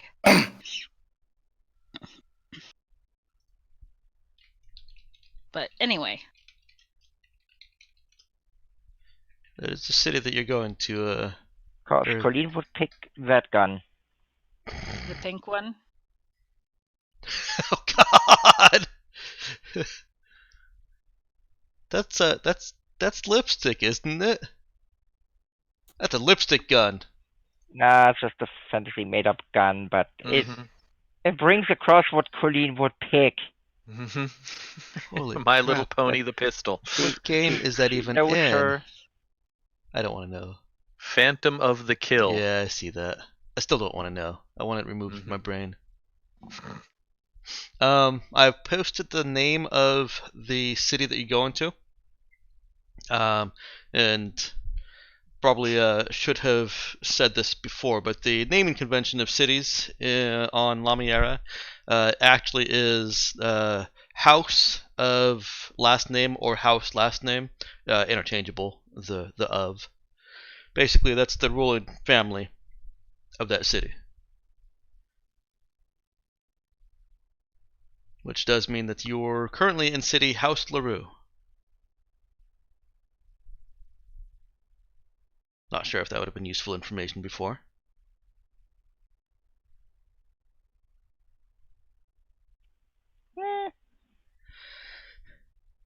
I kind of assume you guys knew that this was that city anyways.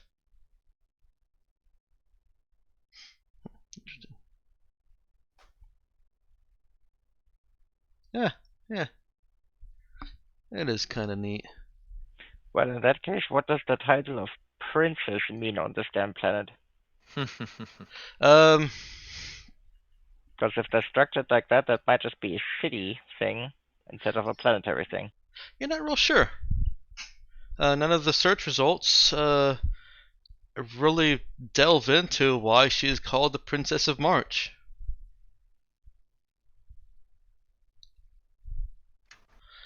Well, I suppose. 6-hour trip where she needs something to read. A history of Lamiera. Or a guide to conventions in Lamiera. He's gonna be bored. Even more reading that, but hey. Yeah. Well, what she can suss out from the propaganda, the fact and the fiction, is House LaRue is the go-to city of La Miera.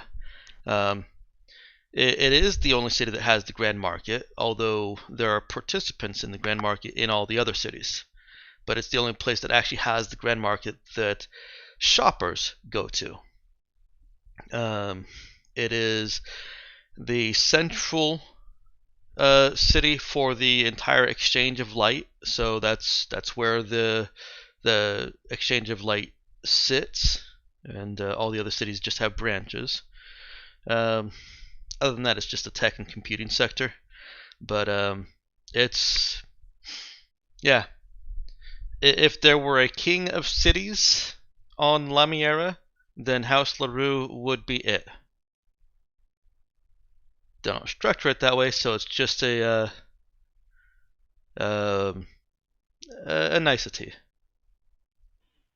And Monopoly, the game when you don't like your friends all that much. Or yourself.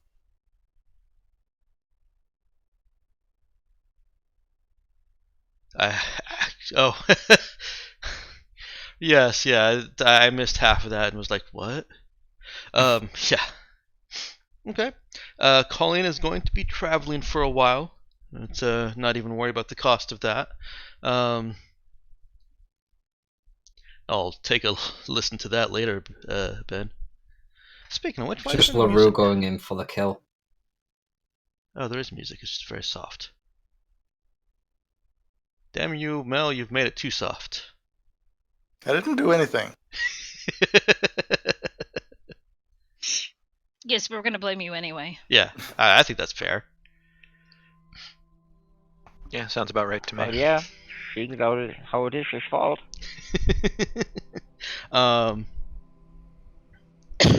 So that's taking Colleen a few hours. Hugo is finishing up his efforts at connecting. He can continue and resume later at not necessarily losing any kind of progress, just kind of pushing at it again if he wants to. That leaves Cap, Dude, and Nemo. Do they get into any discussion, mischief, or trouble? No trouble. Okay.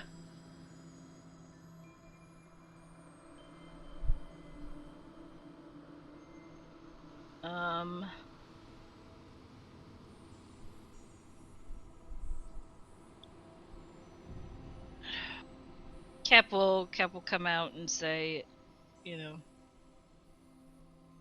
it's all settled, don't worry about it. She knows what she needs to do. All right. Well, Understood? trust your judgment.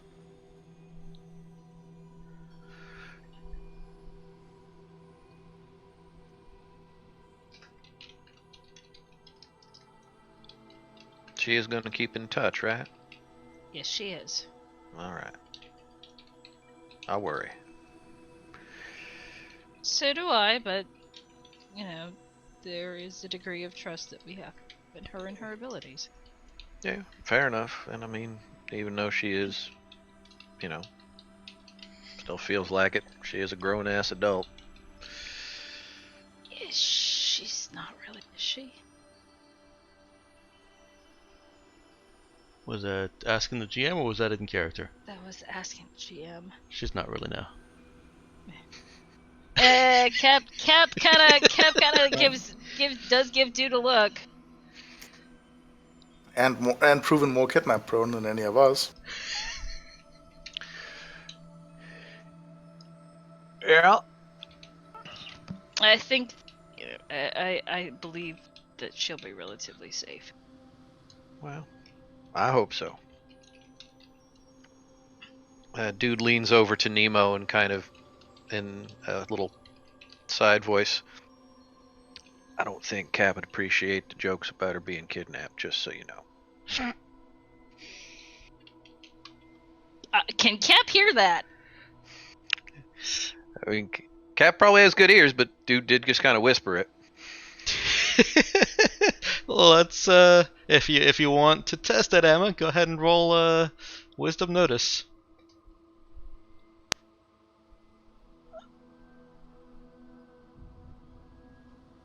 Let's see.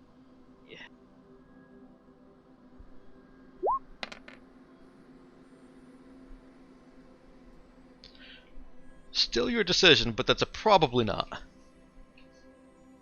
Cap does give them kind of side eyes them as she sees them whispering to each other, but she doesn't actually hear what was said.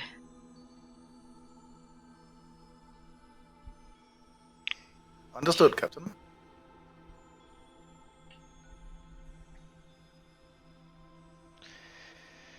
Also, from my initial observations of Hugo so far, I don't believe that we have any reason to. Well, I don't believe that we have any greater reason to suspect treachery from him than from any other member of the crew so far. Yeah, I'd agree with that. Although I would say,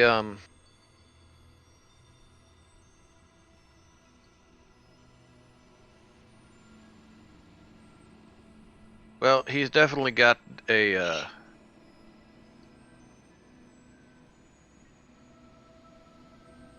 bit of a racing bug, if nothing else. Just Gambling? didn't sound like it. He didn't talk about doing the gambling. He talked about doing the racing. And he didn't quite bite on me hinting around on betting on him. So he might just be a thrill junkie. Just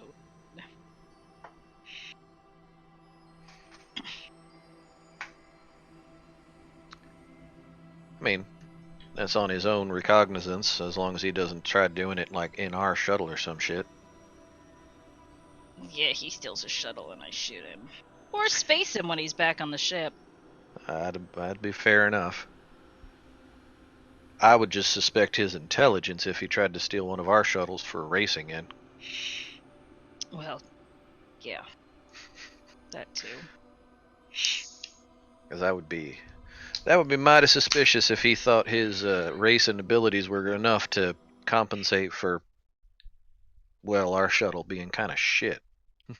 So, you know.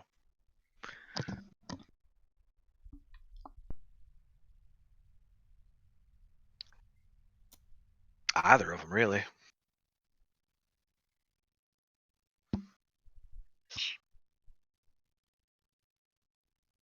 As long as he doesn't get into trouble. Yeah. To be fair, staying out of trouble isn't really ain't really something any of us can really boast about. Yeah, well, trying to stay out of trouble. That's the best we can manage. And to be fair, sometimes trouble has just found us. It's true. Unless there's anything groundbreaking or character breaking to continue this discussion, I'm going to fast forward a little bit.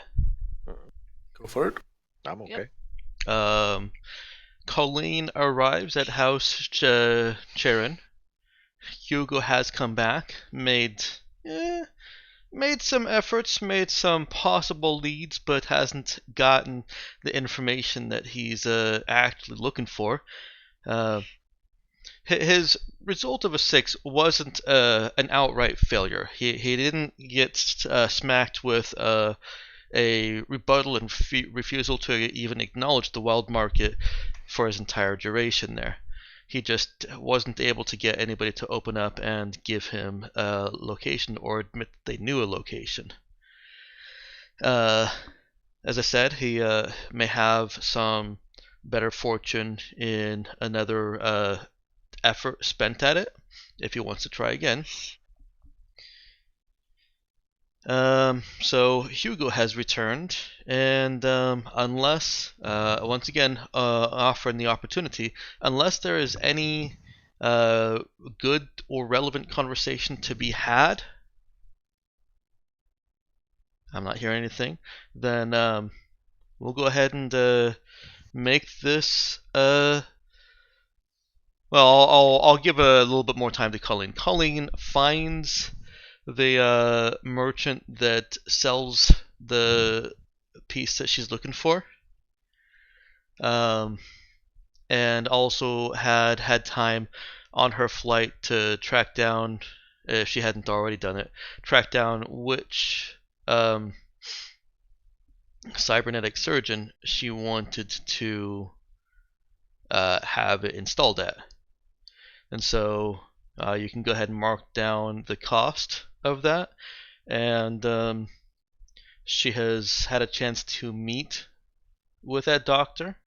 As far as she can tell, seems trustworthy enough, and his facility's definitely clean enough. And he's willing to do the operation in the morning. Excellent. Okay. Everyone beds down for the night. Morning comes. We are +1 day. Mark that somewhere that's not taken up by notes of other stuff. There we go. +1 day. Oh yeah, I've got a spreadsheet for that. Duh. And that puts us on Valentine's Day.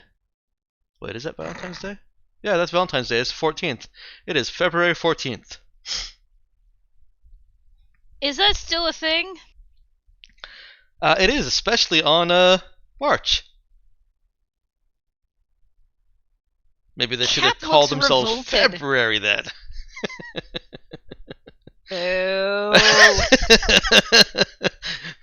Boo. Boo that man. Mhm. Boo.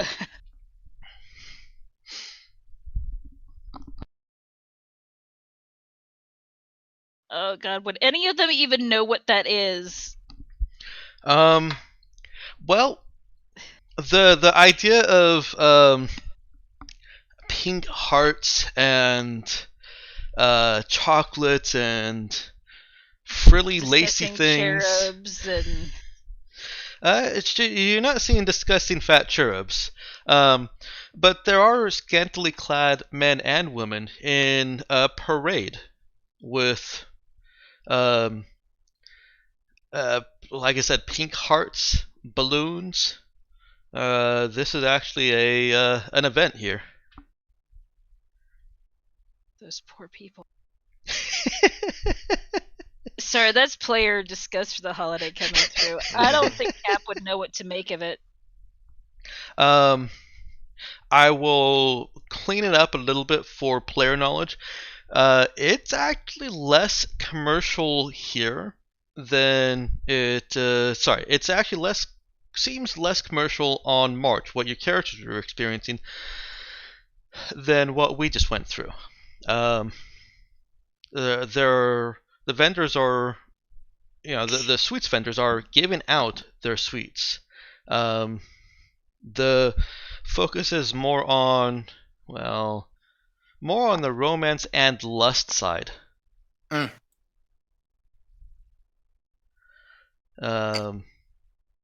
And if vendors are making money off of this as a corporate thing, then it's long term, because like I said, they're just giving candy out, and you hadn't seen anything about it the day before. There wasn't anybody rushing to shops to go and buy sweets or doing any of the pre-Christmas, pre-Thanksgiving stuff. Pay attention, Internet. This is how Mike thinks holidays should be. I don't mind. I'll be honest. Like, I don't mind things being out a couple of weeks in advance, but like putting Christmas or putting Valentine's Day crap out like the day after Christmas. For the love of Pete, give us a break. Yeah, no, that would be considered untasteful and unclean in this city, on this planet. Can we somehow make that a thing? Start an internet movement? I don't know. I think actually the millennials are on that track already. Well, then they're doing something good. Millennials are doing a lot of things good. Meh.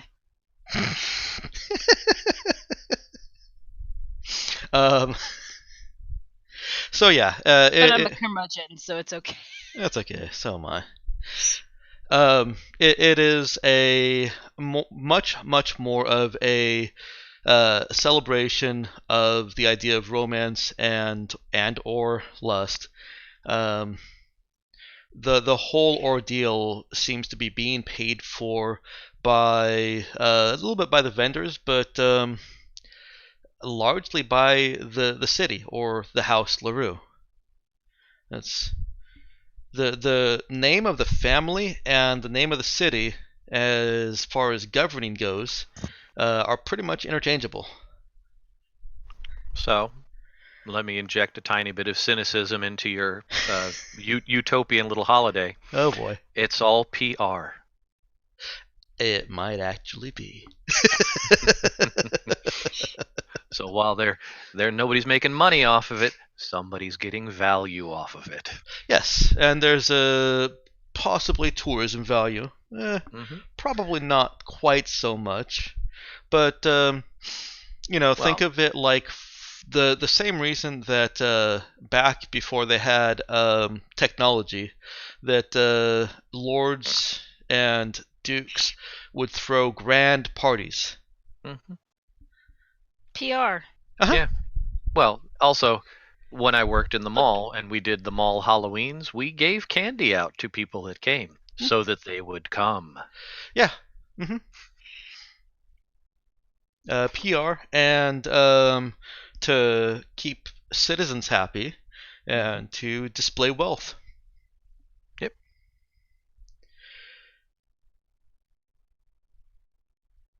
It's also the only time you've ever seen anybody inappropriately dressed outside of building walls. Of course, you guys haven't been there that long, but it's still the first time you've seen it.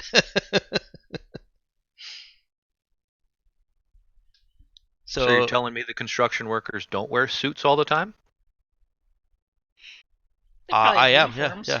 You wouldn't get a suit dirty. That'd be against the law. Sounds like a great place. There may be a little bit of projection here. I also abhor littering. Yeah, you and me both. I just can't understand the mentality of, I don't care who has to clean this up, and I don't care that it makes this specific place look uglier. I don't want to carry this anymore. I'm not going to stuff it into a pocket. I'm not going to hold on to it until the trash can 10 feet away.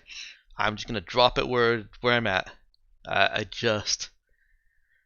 That baffles me. Moving on, before I go into a more extended rant, Colleen goes to her appointment. Room is prepared and clean, and everything appears to be ready. It's just the matter of paying the doctor. She's already paid for the cyberware, right? Yes, I haven't marked it off yet in case you were doing something terrible to me. Nope, not yet. I love that. So go ahead and mark that off. The doctor services are going to be a clean and simple 3,000.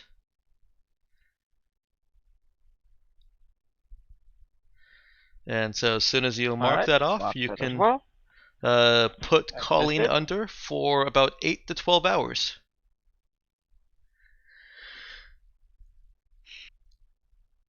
Woohoo! over at the estate that you guys have rented.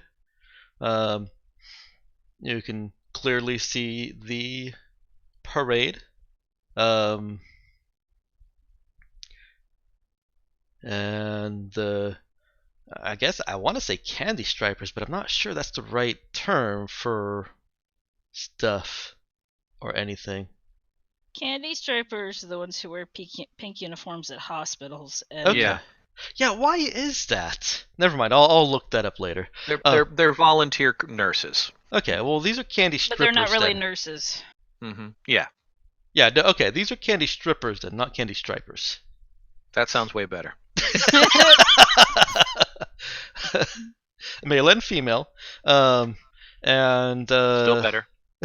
they are handing out the sweets and little cards to people here and there. So it's Mardi Gras without alcohol. There's probably alcohol somewhere, just So not it's Mardi Gras. just not on the streets. So not Mardi Gras. Yeah, you wouldn't drink on the streets in La Mallera. And also tossing beads around would be littering. Mm-hmm. Yes, Well, somebody's supposed to catch the beads. um, That's why they showed their body parts. there is a decent amount of mess being made by this parade, and there are also people that whose job it appears to be to clean up that mess shortly after it is made. So there's people behind snippets of the parade that just have brooms and dustpans for the candy or or the futuristic confetti. equivalent thereof.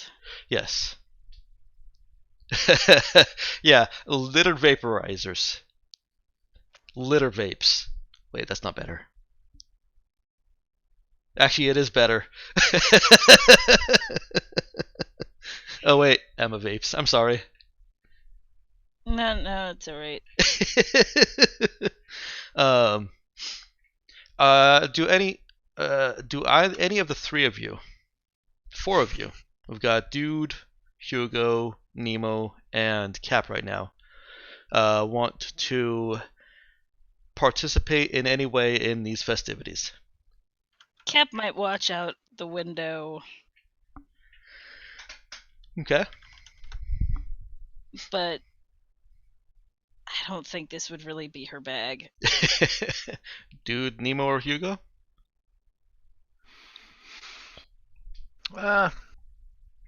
Dude would be worried about breaking some weird ass obscure law.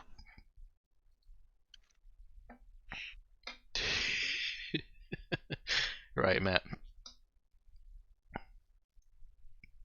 Except they're probably not wearing chef hats. Okay. And Nemo? Nemo would be happy to observe it, but wouldn't actively participate in anything. And Hugo.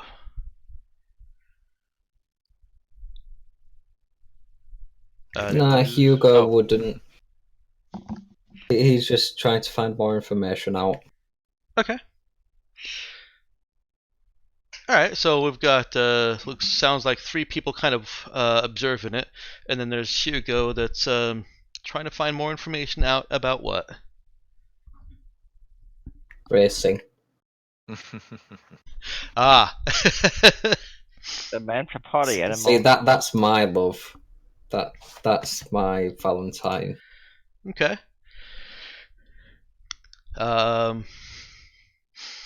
Well, let's go ahead and... What kind of skill check would that even be? Let me look at the skills. Charisma Connect with a bonus? Well, I guess it would Sense. actually be int connect, because you'd be doing it kind of on the computer, yeah? Yeah, pretty much Googling. Yeah. Seeing if there's any stuff on the future YouTubes and such. Yeah, you could use int connect or int no.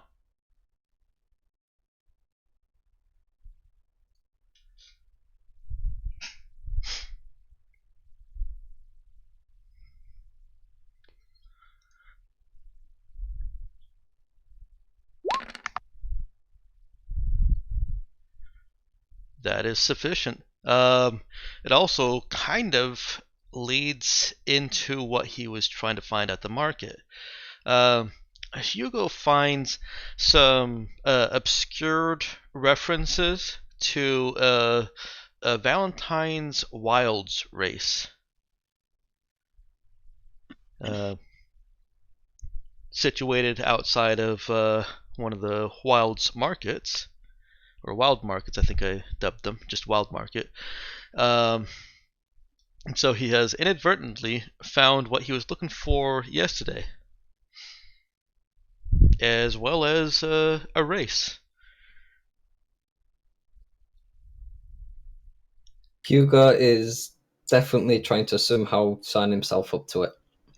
That's not so easily done from here. He's going to have to actually get out to the Wild Market in time for registrations and find himself something to race as well. What kind of race? Vehicle is it's actually ground vehicles, but not like tracked or wheeled ground vehicles. More like hover bikes and such. Hover bikes. Yeah. In fact, let's just go with that. It's hover bikes. Hugo will straight up pay $5,000 for a hover cycle. Yeah. $5,000 is gone. He's bought himself a hover cycle. Okay. I can't even remember how much those are. $5,000 for a hover cycle. Oh, you just said that. Very good. I should have just listened to you. So is our new player going to get his character killed in a race within a couple of sessions of coming in? Was that your out for, I'm kind of tired of playing this. I wrecked spectacularly. I don't like these. I don't like these people. They haven't gotten into nearly enough fights.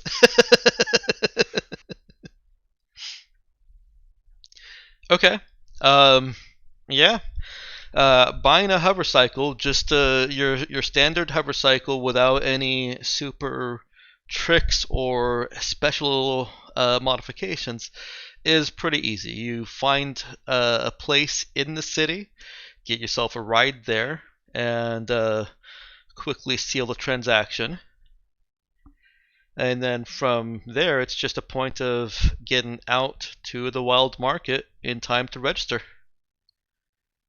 Yeah, I'm trying this new hover cycle out, seeing how it fares, getting used to how it feels. Okay.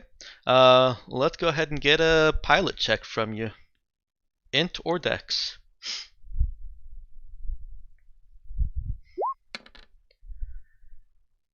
Whoa, that's low.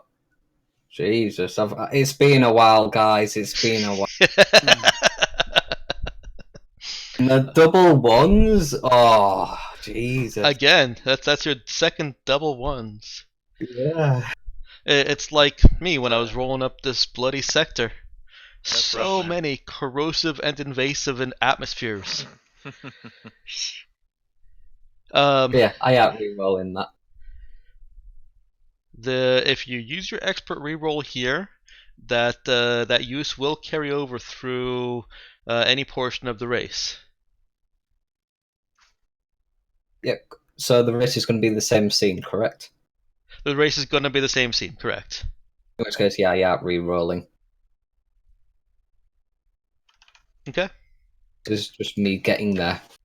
Well, before you do that, like I said earlier, I've established that I will provide you the results of your roll before you decide on the expert reroll. So this roll will still get you there in time.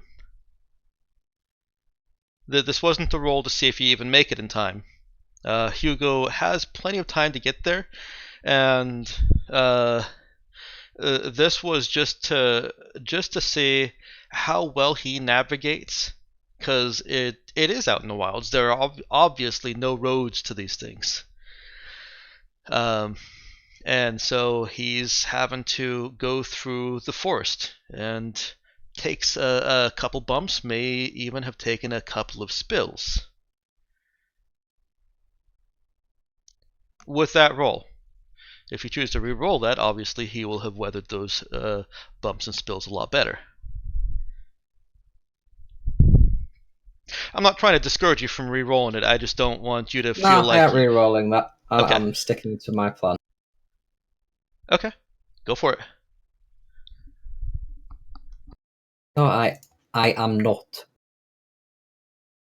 Oh, I totally misheard you. I'm sorry. Okay. Go ahead and roll. Roll 2d6.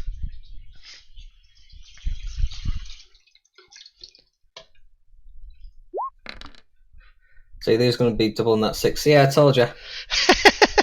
Told you. There's my high rolls. And all I can think of was hovercycles and the woods.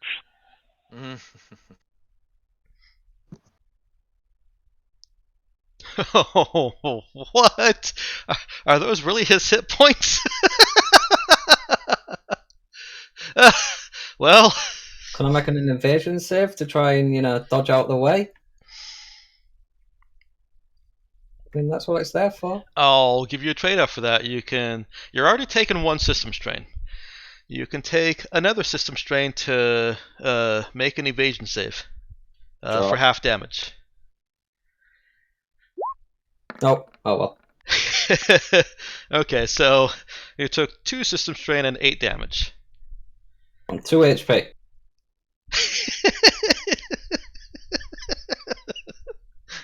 Oh.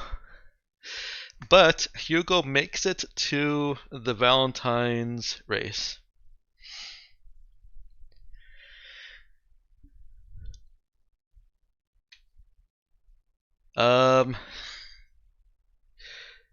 At this point, I'll turn on my nav comp.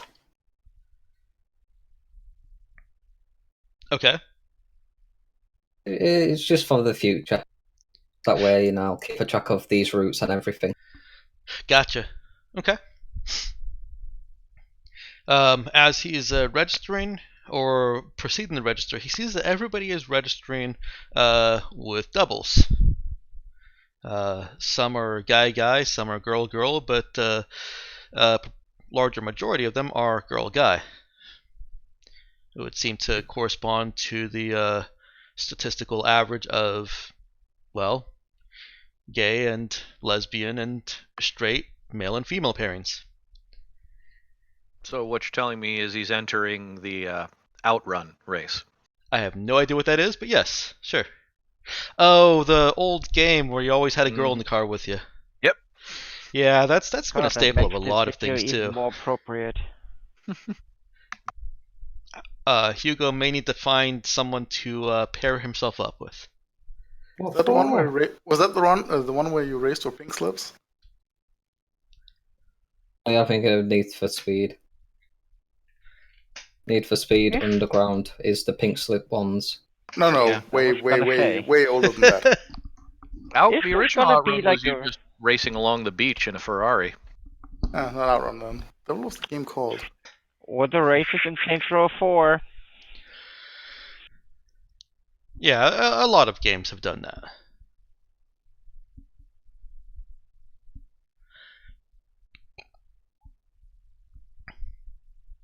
Is Hugo going to try and find himself a impromptu partner? What do I need this partner for? Because it's a Valentine's doubles race. Because them's the rules. I call up Jason.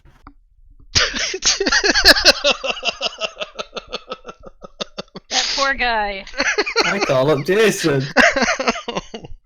Speed down that motherfucker. Oh god, poor Jason. You hear a groggy Jason, sleepyhead Jason waking up. Look, I'll pay you if you come join this race with me, alright?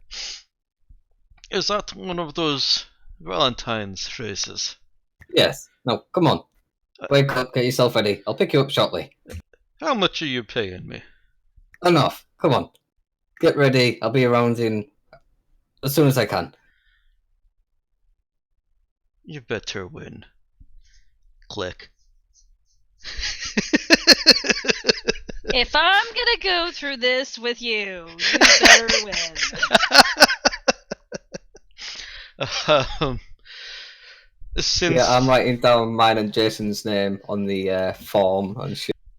since Jason is a known quantity on Lamiera, and specifically in the nearest city, House of LaRue, and because you do know his name and address and all that, they allow you to register yourself and him as doubles or partners, without him actually being present.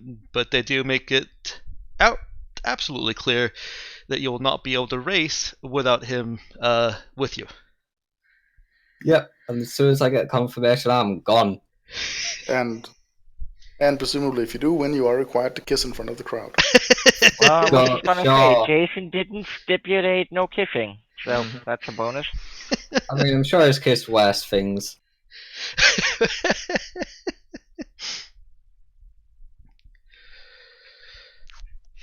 All right, let's jump over to the house for a minute.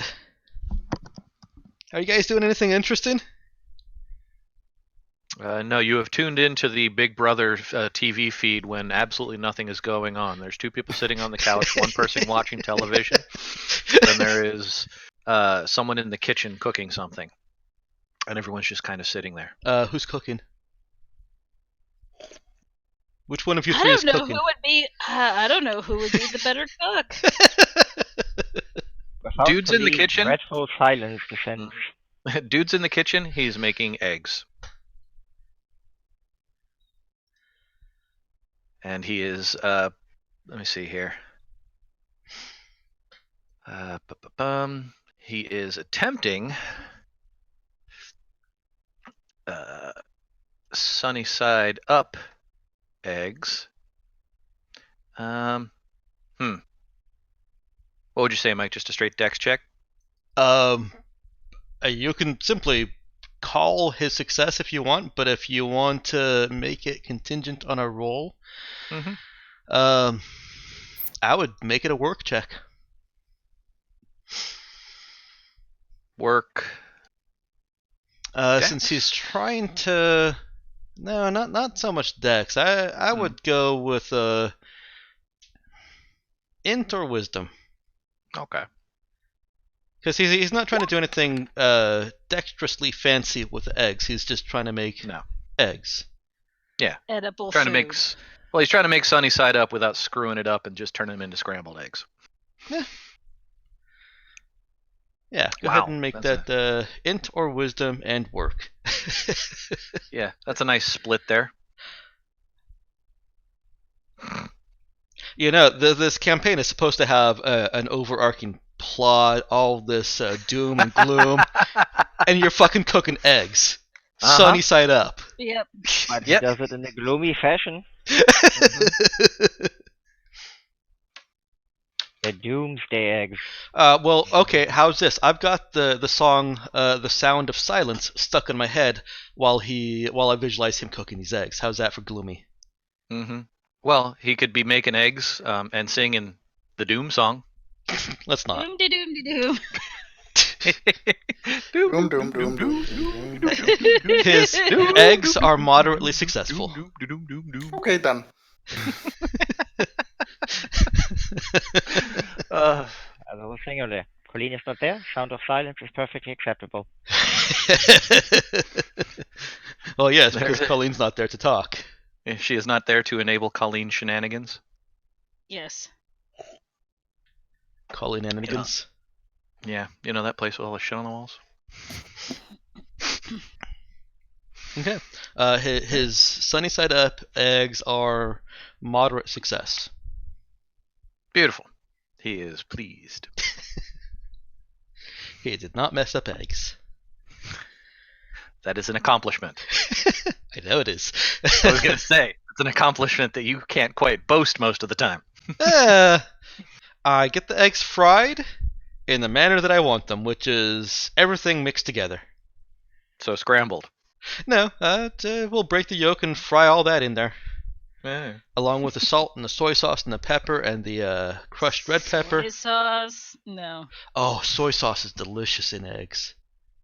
At least it's not ketchup, which I It just makes me want to vomit. I only like ketchup with my eggs if it's mixed into hash browns. I don't like the ketchup on my eggs. I like it mixed into the hash browns and soaked Which in also baffles me. Oh, it's delicious. I mean, it might as well just be in French fries then. Well, yeah, it's ketchup and fried potatoes. Well, because I'm also mixing it with a mouthful of egg and sausage and Tabasco sauce, which I do not put on fries. I should. don't put That's Tabasco actually pretty sauce damn on good. anything. No, fries go with mayonnaise. That too. All right. Anyway, now that I'm hungry. And meanwhile, for the gloom, Colleen flatlands on the operating table. No, not yet. Not yet. I like that. Is anything else happening at the estate now that dude has moderately successfully, made sunny side up eggs? He flunks himself down at the table and calls over to Cap. Are we back from Colleen yet? Not yet. All right. She'll go in. She'll kind of just be hanging out with dude. Okay. When is the scheduled delivery for our 400,000 scrap? Oh, shoot, that should have already arrived. Oh, okay. As So well we've as already- your comm server. Which Colleen isn't here to set up. That's correct. Is it how big a box are we talking comm server? Is this like small house server like Encumbrance free, so basically like a toolbox. Yeah, Okay. it's decent sized. All right.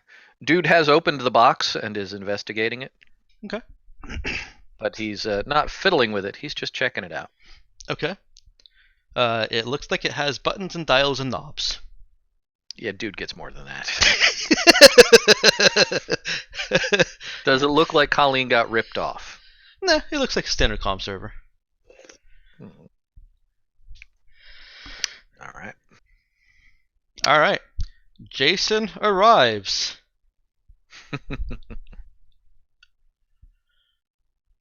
He's got his own hover bike, and he seems like he made a considerably better time to the wild market, the Valentine wild market, or wild Valentine market. There we go.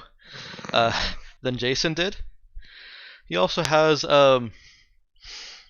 something stowed in his satchels or bike bags. Oh, what you got there? I figured you would just go and buy a bike. You can't race in just a bike. And he takes the bike bag and just opens it up, or not opens it up, spills its contents in front of Hugo. You're on dirt ground, so you know the little cans don't roll or travel anywhere, but he has brought the futuristic equivalent of spray paint.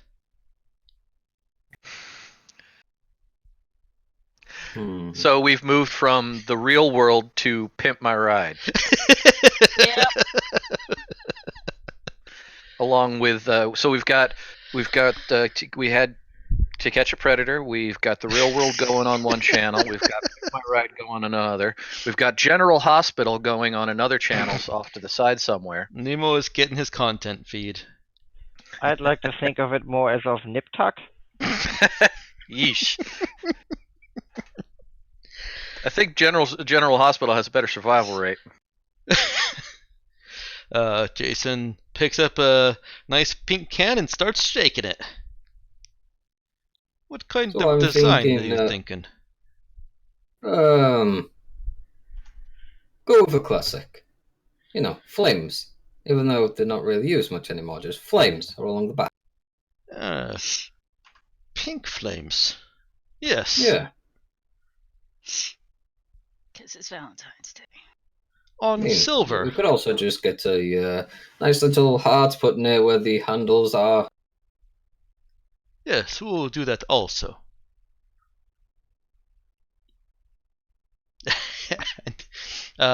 He gets to work. Does Hugo help him? Nah, he's trusting Jason on this one. Jason isn't the best artist, but he With gets. my rolls, he's good. Okay, he's good. Would you like to roll for him? Roll for fashion. Oh, do I have to? Right, someone else roll for him. I don't wanna No, roll. this is you. Go ahead, This is all you, buddy. give me a straight 2d6 roll. I will add my own modifiers. 7!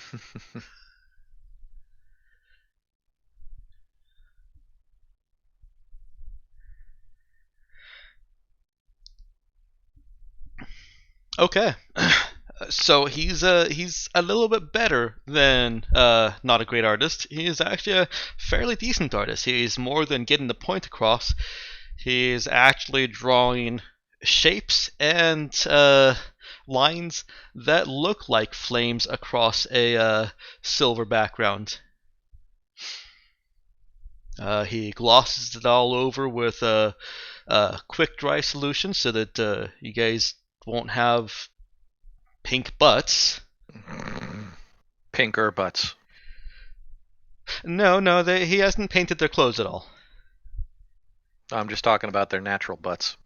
Oh, well, I was talking about the clothes on their butts, because if their natural butts were showing, they would get thrown in jail. But their natural butts are pink.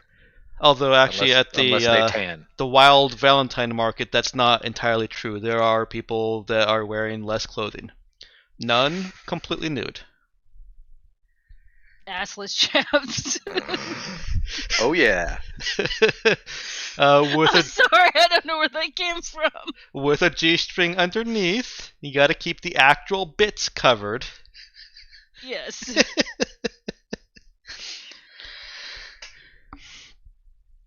Jason does not want to go that far. No assless chaps. Plus, he didn't bring any. Not that it would be difficult to find here. Is anything else from Hugo before you start the race? Don't know where the nearest pharmacy is, do you? For the first time, he notices that Hugo is a little bit banged up, and he laughs. You're not going to get me killed, are you? I was, been a while, you know? Did they leave the training wheels on for you? I took them off. Were you drinking? Well, it's why I just removed the limiter on it. Bit of a mistake, but hey-oh. Wonderful. Yes. Gonna die. I will show you to the pharmacy if I live. So, there is incentive to keep me alive. But I mean, if I die, then you die as well, so... I will haunt you, whether you are alive or dead. So be it. You ready then? In assless chaps, like that chap is wearing. He points over. Wait, during this race, do I have to call you love or anything? No. Okay, love. The answer was no. It's okay, love. We can disagree on things, darling. Isn't the race starting now? Yeah, head on over to the race. It's actually a few minutes left before the race does start, but you can head to confirm the registration now that he's here and you've up-pimped your bike. And I'll, even though it probably won't give me an effect, I'll use some way. Probably has no effect, but I'll use it. Use some where? What do you mean? Wake, the thing that makes me awake for longer periods of time. I'm just Oh. going to use them. Just why the fuck not? Wake, yes. So that it is impossible for them to put you under if your injuries are so severe that you need medical treatment. Yeah, that makes sense. It also makes some sense because there's even though there's no mechanical effect, there is a heightened sense or feeling of alertness. So it's the psychological effect of drugs. You're not getting any benefit, but it feels like you are. Mm-hmm. Placebo effect. Uh-huh. And the addictive effect. Yes. Okay. So the And fun then he'll parts. he'll get busted on a drug test after the race. Perfectly legal. All it does is keep me awake. I might have took it beforehand, who knows? All right. The race is starting. It's a challenging but not particularly brutal course, considering that you are putting two people, in some cases, and in your case, potentially two heavy men, on a single hover bike, and they're not really wanting to kill anyone. The judges will award bonus points for simple tricks. Complicated and dangerous tricks are actually against the rules. But they do want to see a bit of peacocking. So Certainly try. that is what Hugo and poor unfortunate Jason are into. And the P is optional. The P is not optional. Alright. Well, it's unfortunate with so much build-up for this all to come down to a single pilot check, but go ahead and make a single. Actually, okay, I'll make it 2 checks: int pilot and dex pilot.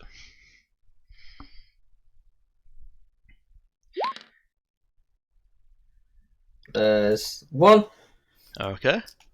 and Dex you wanted. Uh-huh. Well, that's There you go. that's Thank you. certainly impressive. Did you literally roll? Yep, you rolled 6 and 5 and a 6 and a 6. Hugo's in business. Um, Wait. No, I'm disappointed in that 6-5. I'm going to re-roll it, right? No, I'm kidding. Actually, no, I take the better of the two, don't I? I take the you better do of take the the two. better of Why the two, not? yes. Let's go. Can I get better? Can I get a Throw it 15? on the back. No, I couldn't get a 15. Only a 14. And they wanted peacocking. I have to settle for a 14. Yeah. I literally did the impossible. You seem to have. Hugo is keen and savvy enough to know just where to limit his tricks so that he doesn't get disqualified for being too dangerous, while performing actually quite impressive and more important than impressive or technical, showy tricks. Just really showing off with things that are easier than certain other tricks. As well, he is once again foreplanning enough and intelligent enough that he's kind of mapping out the course after his first go around and can get into those more showy tricks. In addition, yeah. In addition, he's just fast. He wins the race on both the finishing line as well as the judges' scorecards. While still only getting a 5 from the Russian judge. I mean, only a true master has any chance of achieving this at all, which is for 14 plus. Yep. Jesus. Hugo only wins 15,000 for the actual race prize, but perhaps more importantly than the credit value of his winnings, depending on his focus, he has gained a lot of popularity here. Did he not bet on himself? There was no betting here. It was a friendly race, friendly competition. And the prize pool, there wasn't even a cost to enter. The prize pool was just entirely provided by this wild market. Hugo and Jason have been invited to at least 3 parties. Oh yeah. See, and I'm turning to Jason. So, is this good enough payment? I mean, just think of all the ladies you'll get to meet. One might stay with you. Yes, and 1/3 of the winnings. I'll give him $5,000. He seems surprised that you just took his first offer. He's a friend. Nods. Yes. This Don't go blowing it all on your lady friends in the. Not lady friends, just one of them. Well, hopefully she'll be a little bit happier. Yeah. Maybe. If nothing else, I'll get to see her dance in what I want to see her dance in. Special requests. I like it. But yeah, you best come to one of these parties, though. Don't get too caught up. Yeah, he is fully willing to reap the additional benefits of Hugo's piloting racing skill. Hugo has also approached and offered sponsorships to, race in less themed races, where while corporate or business logos aren't painted on them, on March, or aren't painted on the vehicles, it is a known factor, and a representative of the sponsor would be present at races to garner some of the same affection, kind of the same way that Jason is reaping some benefits here. So that's the kind of corporate sponsorship that is offered on March, and Jason has been offered a couple of them. They, of course, come with contracts that require him to stay here. I'll inquire if there's a contract for a limit of a month. The possibility of extending it. That is negotiable, and your for both of the sponsorships that think that would be feasible, you're basically told to head over to their shop headquarters and talk it out with the owner. Yeah, I'll go do that.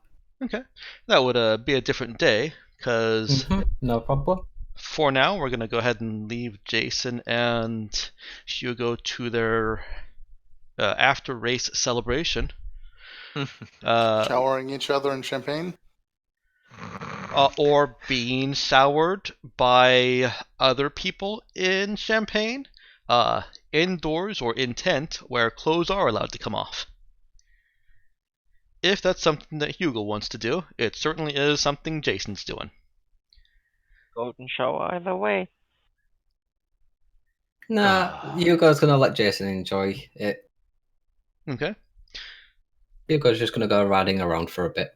Happier now that he's got a motorcycle.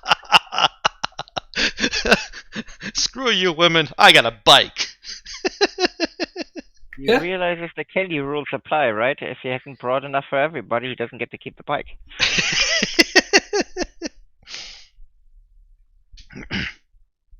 One moment then.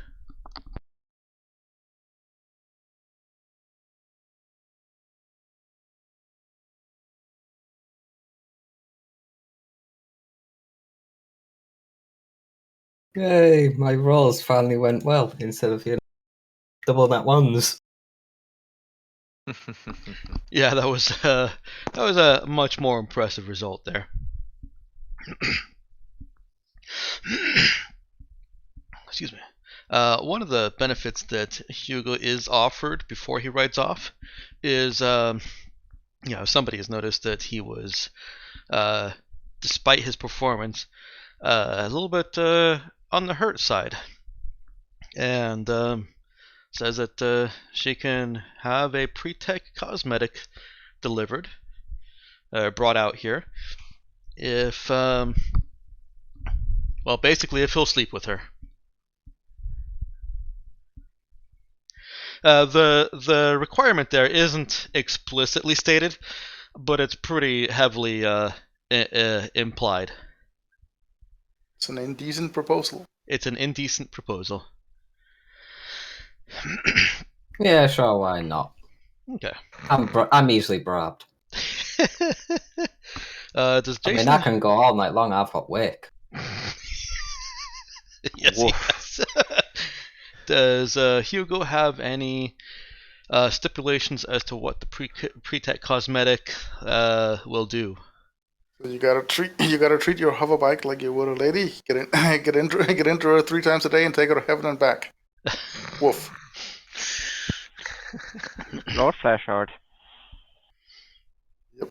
Because you know that the pre-tech is going to give him permanent goosebumps for a month, or change his hair color for a month, or do something cosmetically for a month.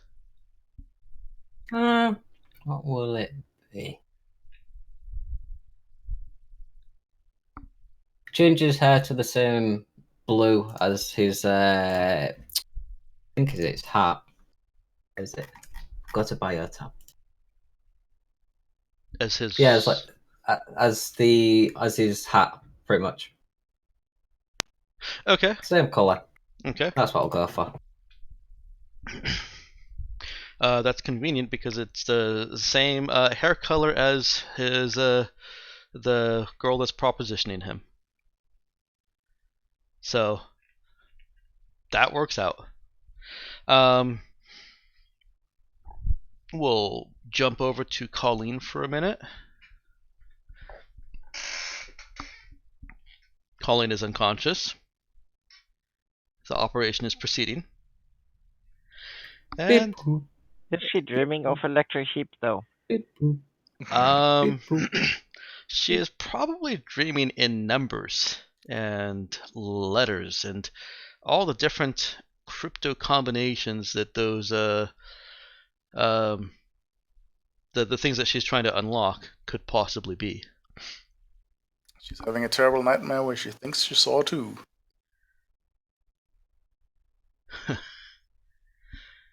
And from there, we're going to go over to Cap, Dude, and Nemo again.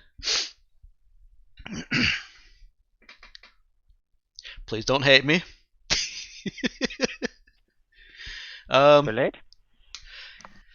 Cap gets a message, basically a communication request, a call from Tom. She answers.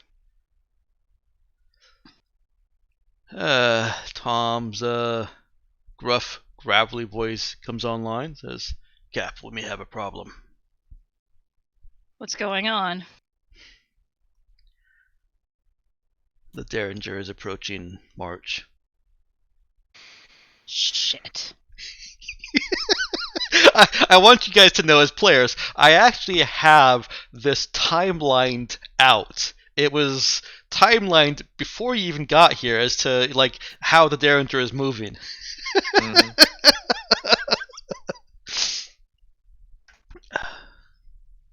Can you So- pilot the ship? Yeah, I can do a fair job, but Can you hide it? she doesn't need to ask that question. The halo of light already hides ships.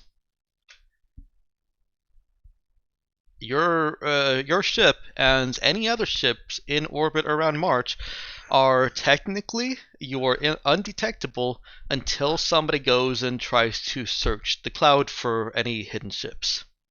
Mhm. That Which means we would- have a different transponder. We do. But, let's face it, our ship has a fairly distinct look. Everything's matched. What? Everything is matched to specs.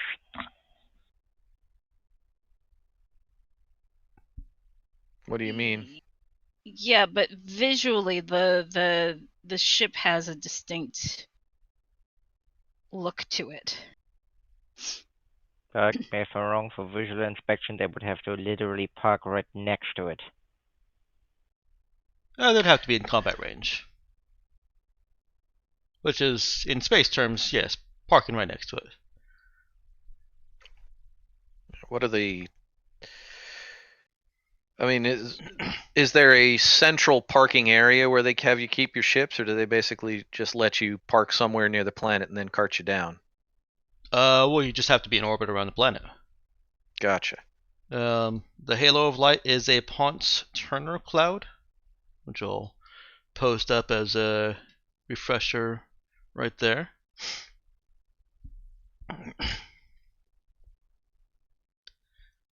The difficulty checks are to get into the cloud. You guys are already in there. Well, to get into the cloud and get your sensors hidden and all that. Match The cloud your sensors is to the cloud. Okay, but the cloud does circle the whole planet. It does. Um,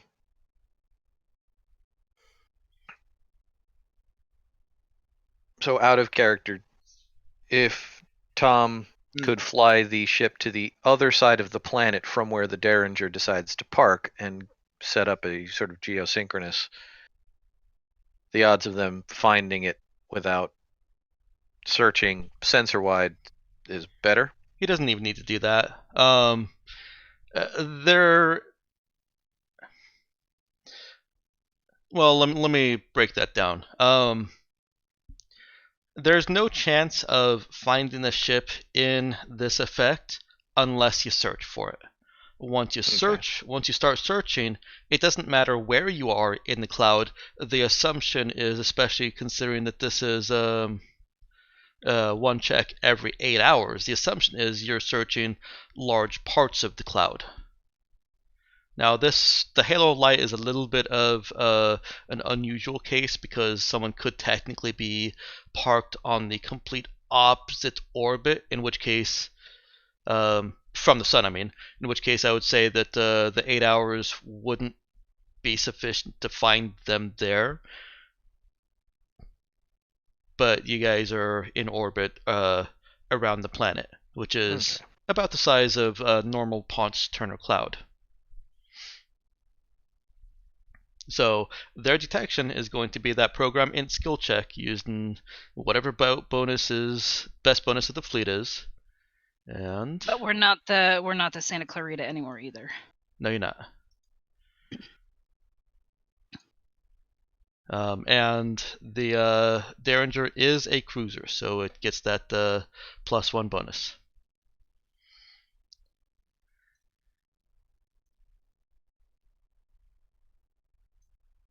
And we're not on the planet. Rather, we're not on. Sorry. Bless you. Couldn't mute myself in time. That's okay. Oh, I think I'm coming down with something. Well, wait until we're finished with this game. Be respectful. So you were asking? Hold on. Oh, okay. Some pretty heavy duty sneezing there.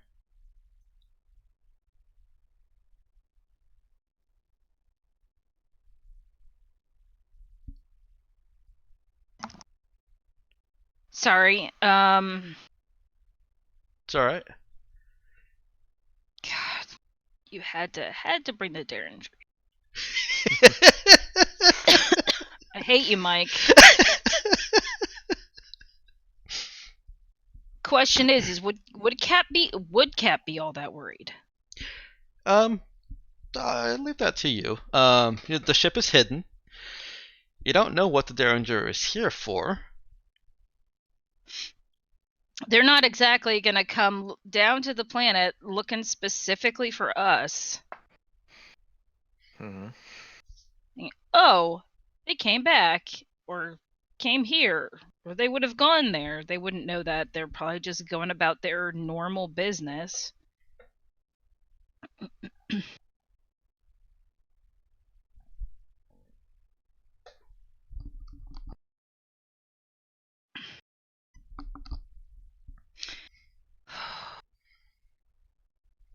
And there isn't much that a better pilot could do while you're in the cloud.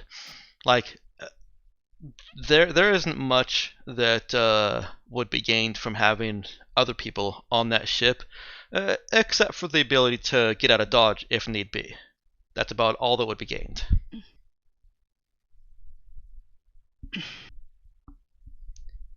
And everybody's off doing their own damn thing.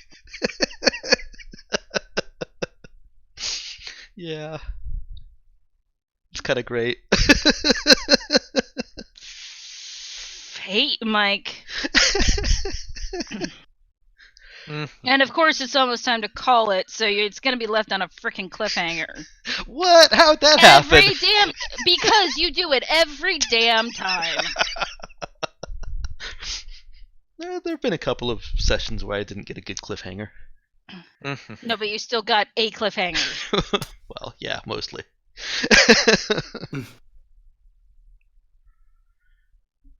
Cap will swear profusely, and she'll say, "Do your best to stay hidden. Don't do anything to attract notice. We'll do the same. You got it, Cap. We'll get back as soon as we can. I don't want to be anywhere near where that blasted ship is."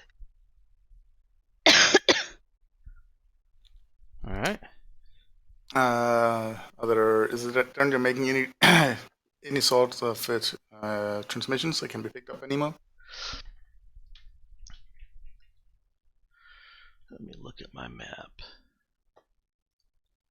Oh, that's a lot of things on my screen. Let's get all those things off my screen.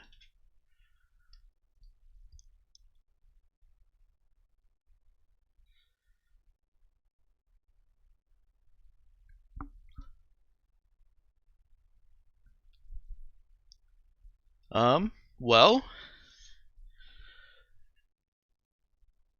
not immediately, but just keep it at the back of your head.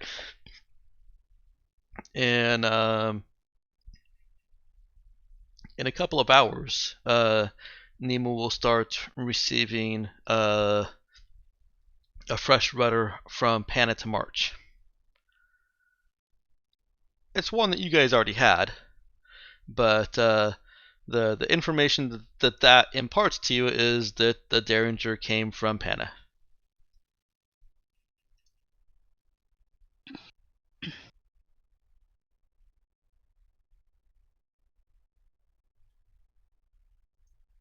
Which is where we had been.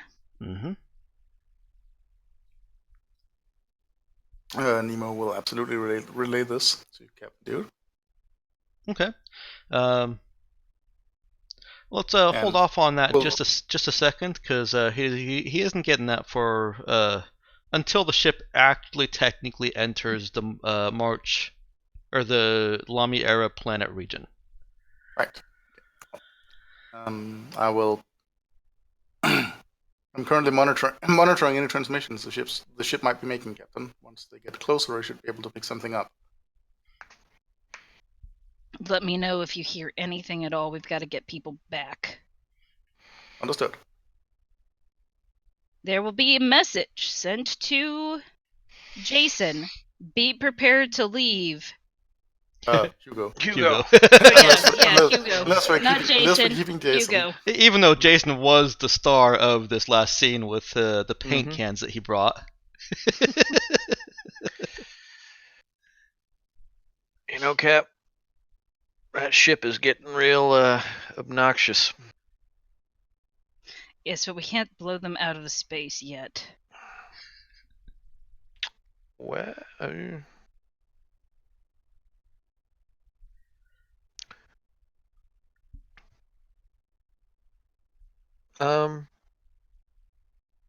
actually, based on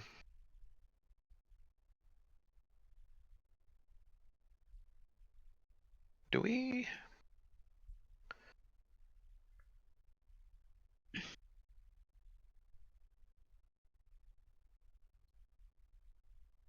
Do we what?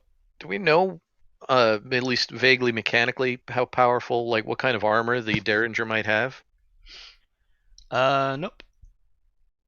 That, and we only survived last time by one missed torpedo because Colleen managed to crash the systems. Well, yeah. That one salvo they got off, one more hit and we would have been toast. Yeah, but we do actually have a working gun now. That is pretty powerful.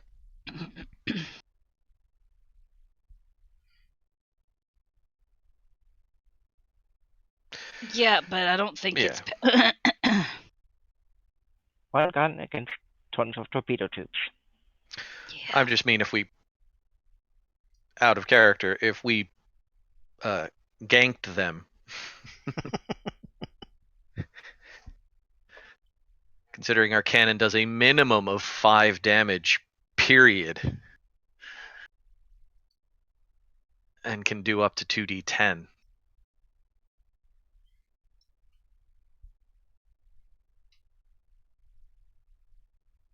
If we snuck up, we could. Launcher does 3d8 minimum. Yeah. I just mean we could probably That's take out a system if we could get a targeted shot off. But yeah, no. I mean, dude does not want to fight.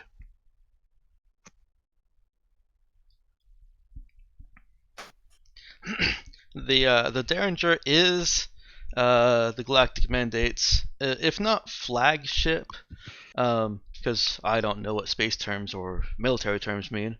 Probably sector control ship. It is one of their celebrated ships. It's fast, and it has a lot of armament. So why didn't name it after a tiny concealed gun? Mm-hmm. Or an old criminal. They didn't. There are different versions of the Derringer.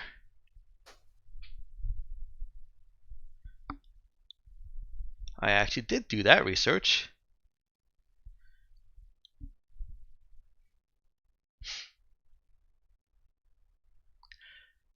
But unless anybody has anything that they think that the scene should go forward, or anything that they want to add on before we call it for the day, we are approaching, and this is a good place to stop. Only for you. Would you like to go? Heavily on how the operation goes. Would you like to go on for another 20 minutes and see where that leaves the crew? It's still going to be a cliffhanger. It's okay. We can. We totally can. No, it's fine. I mean, this feels like a fun spot to, at least to me. Not to Fun Emma. for some. You know how much I hate cliffhangers and surprises. Which makes me wonder sometimes why I play these games with you people. Some things heavily dependent on how Colleen makes it out of there. Tell you that. So if you want to fast forward, if she makes it or she doesn't flatline, good enough for me. But the result on that is important to me. Okay, we'll go a little bit farther. Like I said, we do have 24 more minutes, so we'll go just a little bit farther. It's not going to make Emma any happier.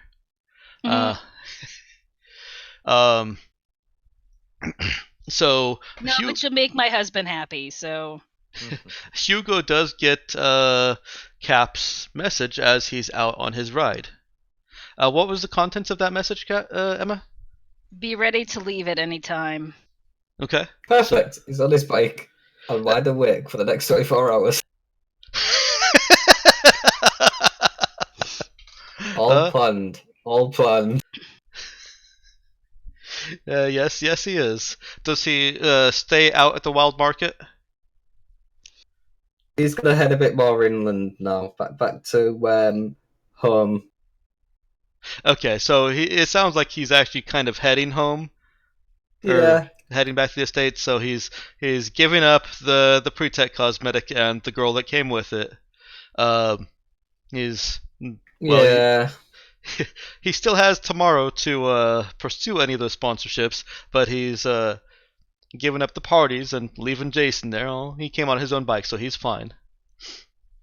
Yeah, I just tell that girl, maybe I'll see you tomorrow. Some things have come up that I have to deal with, you know. And he's not going to do any shopping at the wild market. Nope. Okay. Well, He's heading He home. knows where it is, so he found what he was looking for, and then left. Colleen, the operation is going adequately. No problems so far, and no beneficial mutations so far. Nemo, you do start I was receiving. thinking Venture Brothers, and is my liver still there? Your liver is still there. Nemo Kidneys? starts. Kidneys is still Kidney's there. gone. Nope, still there. Nemo receives the rudder information from Panna to March and can relay that to Captain just as further information. They've arrived from Panna. which is where we had been. Yes, which means that it is possible that they are in fact tracking us somehow. I think they would have caught up to us way before now. They didn't fire off any kind of sensor burst or anything, did they? Mm-mm. I feel like if they came in looking for us, they'd have anticipated finding us, you think? If they know we're here. Is there a timestamp on the radar information? And like how long, or where they were? Yeah, there would be. Which brings up the question: are rudders spike drive specific?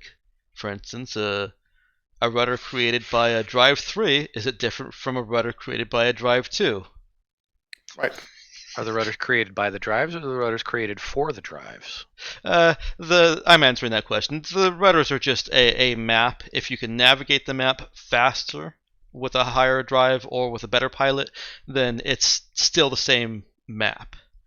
But the rudders do need a timestamp because metaspace changes and shifts, and that's why you've got the bigger penalties for the more out-of-date rudders. And this will also give you information about their ship. Let's see. The Derringer, well, the rudder information that you're getting, which you assume is from the Derringer, left Panna on the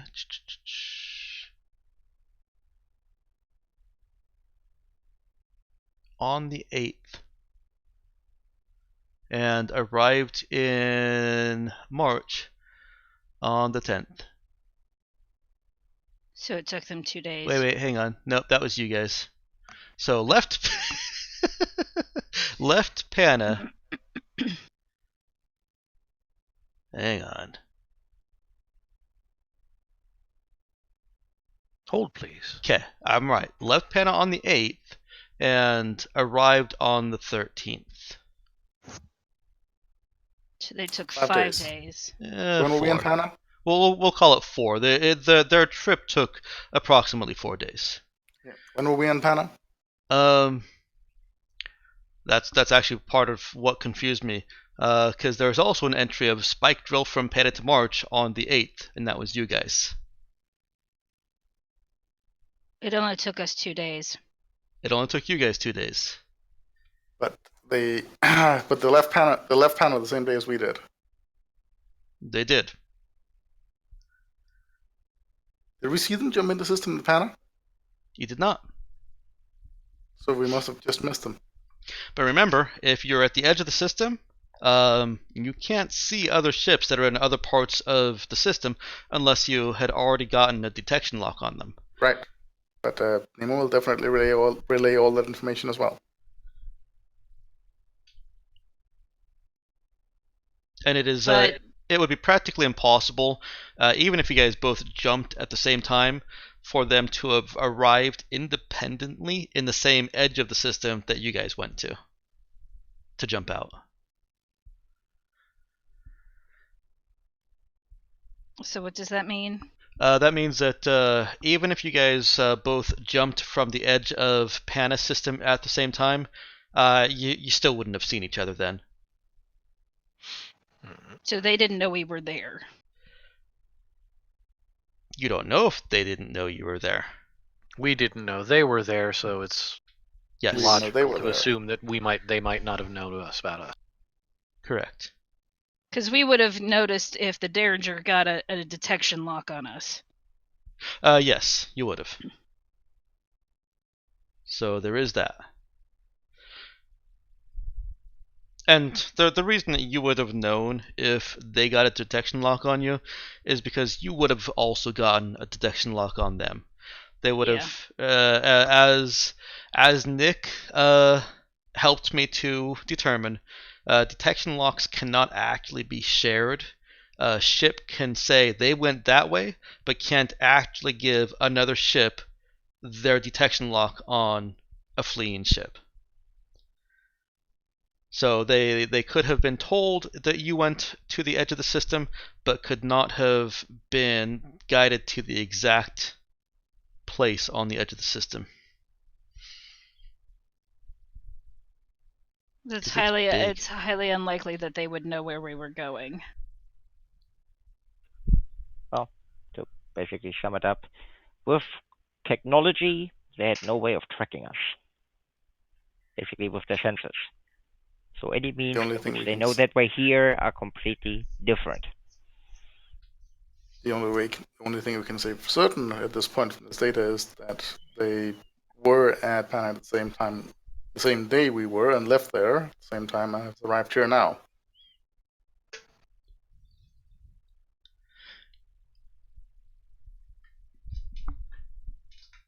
But Nemo will, of course, continue to monitor for any further transmissions from Derringer.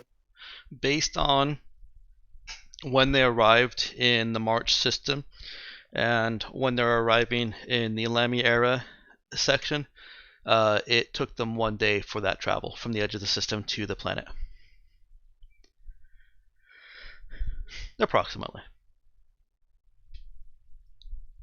So it doesn't seem like they're in a hurry, right? Let me take a look at the timestamps on that. Arrives.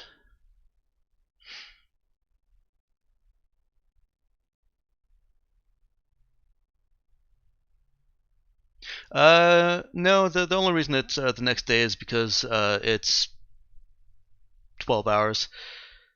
Nemo is getting this rudder broadcast about 12 hours after the final timestamp for that rudder. So they made the trip from the edge of the system to the planet in about 12 hours. With a spike drive, for reference, with a spike drive 1 and no other drive additions, that would take 48 hours. Well, we know they have at least 3. Mm-hmm. Mm-hmm. Based on our last encounter.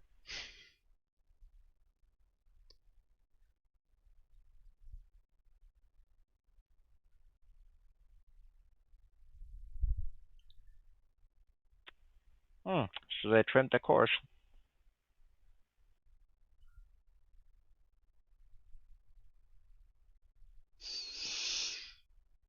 Well, there's not much we can. Cap's not going to leave everybody behind him. Our pilot isn't back yet. I'm heading over, don't worry. I'm on my hovercycle. Yeah, he'll be I'm back. gliding on air. He'll be back before Colleen's operation is finished. Cap will leave a message on Colleen's comm. Get back.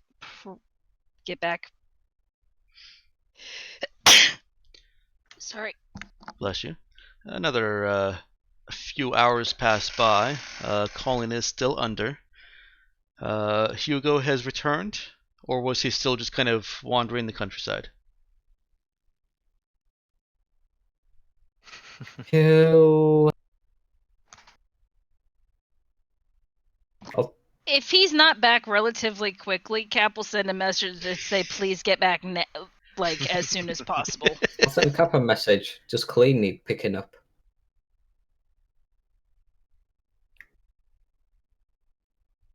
Just what? She'll get back on her. She'll get back on her own. Oh, Okay. Cap doesn't know exactly where she is. That's the problem. She's also in another city and will need an actual starship or atmospheric ship to get her back. Exactly. So, because I could go to the thingy, our parking bay, take the ship. Our what do you call it? Cargo lighter? Yeah, that thing. I gotta pick her up. No, we need to get it loaded. In which case, yeah, I'll just head home. Okay. You're the ship that delivered your spare parts did not go do the extra service of loading the cargo lighter. So it is in your docking bay, which is not against any rules, regulations, or laws. It's expected that packages will get delivered and left there until they're ready to be loaded and possibly sold, and an in and out of packages in your little docking bay is fine. Mhm. But it is going to take some effort for you to get that. You bought 50 tons, I think you said? 400,000? 40 tons, that's right.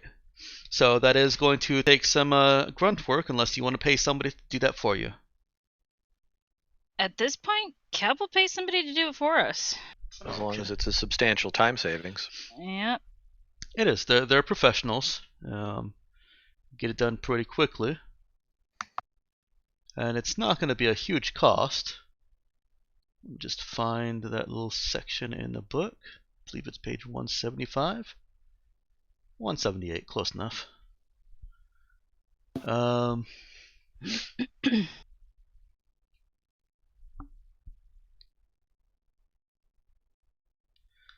Sounds a little like hiring movers. It's like you could do it yourself, but unless you absolutely need the money, why would you? You can pay anywhere from 1 to 300 per worker, and get up to 6 workers, depending on how fast you need it loaded. 300 is rush this job, and with a rush job, you'd be required to use the full 6 workers, because telling one guy, hey, you rush this job instead of hiring 3 guys to do it sucks. So 1,800 for 6 rush workers. Mm-hmm. Yes. That feels like a bargain. Yep. And it's actually quite a lot of money to them. Yeah. Cap will pay for the 6 people. Okay.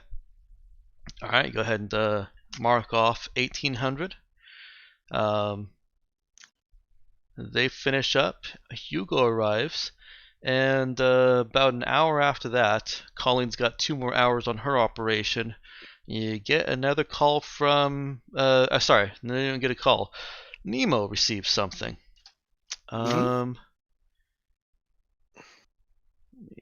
Documents. Oh, that one.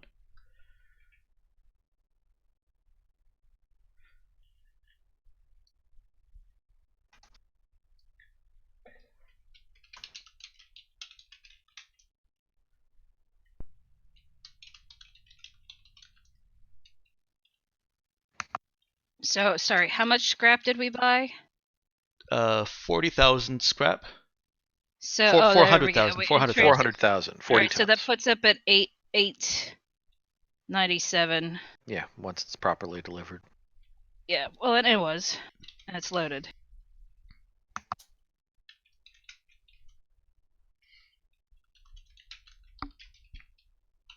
Also need to put my bike in there. It's 1 ton.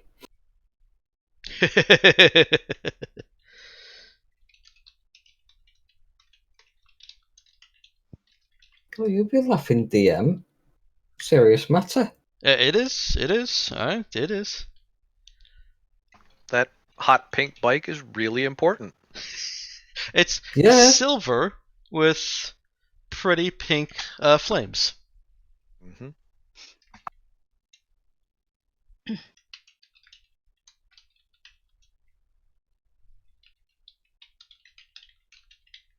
I mean, it's just won me a bit of money, so I'm happy with it. Spent 5 grand. Got 10 grand.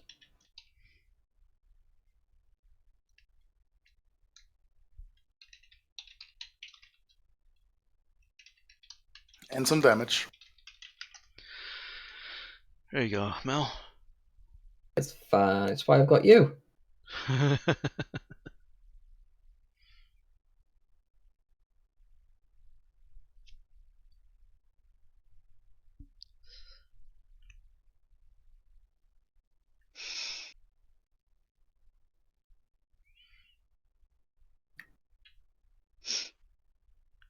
The the Derringer is making an official request to House LaRue for ships to assist in a full Halo search. How the fuck did they know we're here? Did they say who they're looking for? Possibly, but that part is encrypted.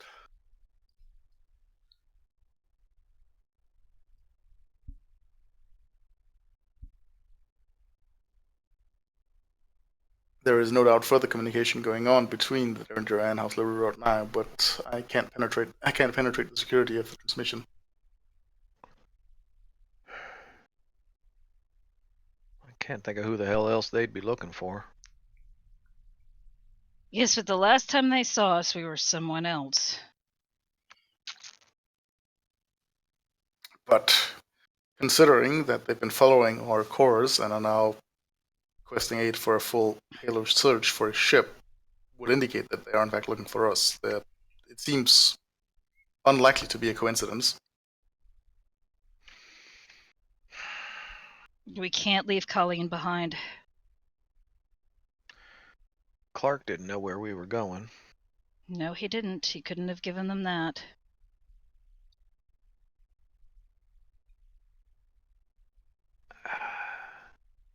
See, the crazy part to me is I feel like if they had a tracker on us, they'd have been finding us a hell of a lot faster.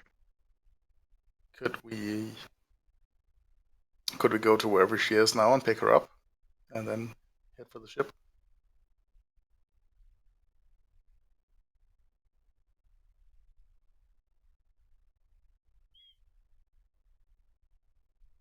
See, that's the tricky part. I'm not exactly sure which place she went to. Ah, of course. I believe she gave you the city. Well, isn't it fortunate that we put such high value on our privacy then? Well, wait, hang on, Kat. Because she's got the ability to track us wherever we go by our data pads. Did she not give you that reverse capability? Oh, yeah, she did, didn't she? She can activate the Where's My Colleen app. Yes, you can. Well, good news, it's off.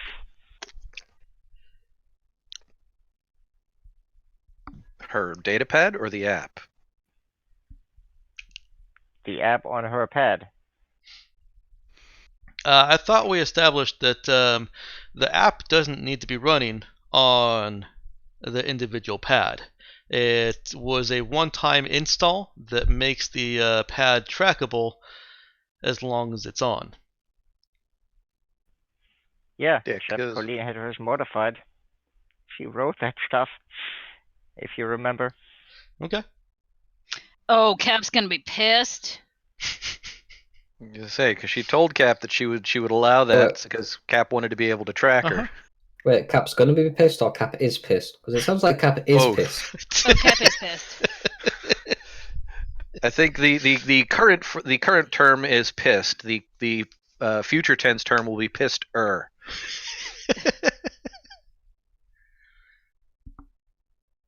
Colleen, you got some splaining to do. But in all fairness, Colleen told Cap she could turn it off. I'm sure that makes everything better. Yeah, one would Yeah, hope that no, when you're not going in off this by kind of yourself that you situation. wouldn't turn off the only way to track you. Wait, we're after Colleen, right? Well, she ain't got back in touch with us to tell us where she is. I to get- text that girl I've just met who somehow had pre-tech cosmetics. Mm-hmm. If I wanted some implants, where would I go? Hugo doesn't know about the implants. Yeah, no, Cap didn't tell Oh, anybody. sorry. Yeah. Cap will say she went to get an implant. I don't know where she is. Other I than promised that, not to tell her. I promised I wouldn't tell anyone, but yeah. Well, Aside from going to that city, yeah, I'm gonna say I think this trumps any of those kind of concerns. Although why she cared whether we knew or not, I don't know. In which case, I shall carry on the text to the woman who had a pre-tech cosmetic. Okay. Hey, if I wanted an implant, where would I go for one? Kiss, Uh, kiss. She responds back in a couple of minutes with a list of good places and the city house of Sharon. Or Sharon. I'll just show it to Cap. There you go. Met a person. These are the places they would recommend for getting an implant. How long's an implant take? that Didn't she say she narrows was down only the going to be search. gone with like a day? Yeah, but if they're starting the search now, Well, no, I mean, shouldn't she have been awake and letting us know that she was all set by now? Feels funny. I don't know, would she? She's not. At this point, Is this still the same day or is this the next day? It's still the same day. Yes, this is the same day as you guys woke up and Colleen's operation started. Not immediately. Not 6 a.m. in the morning. You guys are at about 2 o'clock. Colleen's operation started about 8 o'clock. She's got 2 hours left. Well, it might take us 2 hours to find her. Well, we got a list of candidates. It'll take you 6 hours divided by your spike drive and any modifications to get to the city in the first place. Do we need our Suggest- spike drive? Captain, something we could do, or a possible alternate suggestion, we could, or at least some of us could go to the ship and take it out of the system, and hopefully lead the Derringer with it, and then return to pick the rest of us up later after having shaken off the pursuit. I mean, that's a perfect plan. Because I can travel way faster than they probably can. You don't Oh. understand. This is one of the Galactic Mandate's best ships. Yes, Oh. but we have shaken them in the past, so Well, apparently not Yes. successfully. if time is of the essence, that could be a possibility. Not saying it's ideal, of course, but Because I'll make the jump, then jump straight back. If I leave now, I'll have the head start. And even if they do match me, they'll still be away from you guys. Yes, need but to then make- you'll be in our ship. well, obviously we'd send someone with him to keep an eye. Yeah. We'd send someone with him to keep an eye on him. No offense intended. So is it possible for us to jump out and leave a trace? See, the problem is if they can trace where we jumped to, they just jump to that place and then get there and go, where the fuck are they? And then trace us back. Yes, but that might still give us enough of a head start to collect Colleen and pick her up. Spike Yes, drills aren't traced like that. Okay. So if they don't know, well, then if they don't know where we went, they might not jump out of the system anyway. They might come down to the planet and try running an investigation to see if they can figure out where the hell we went.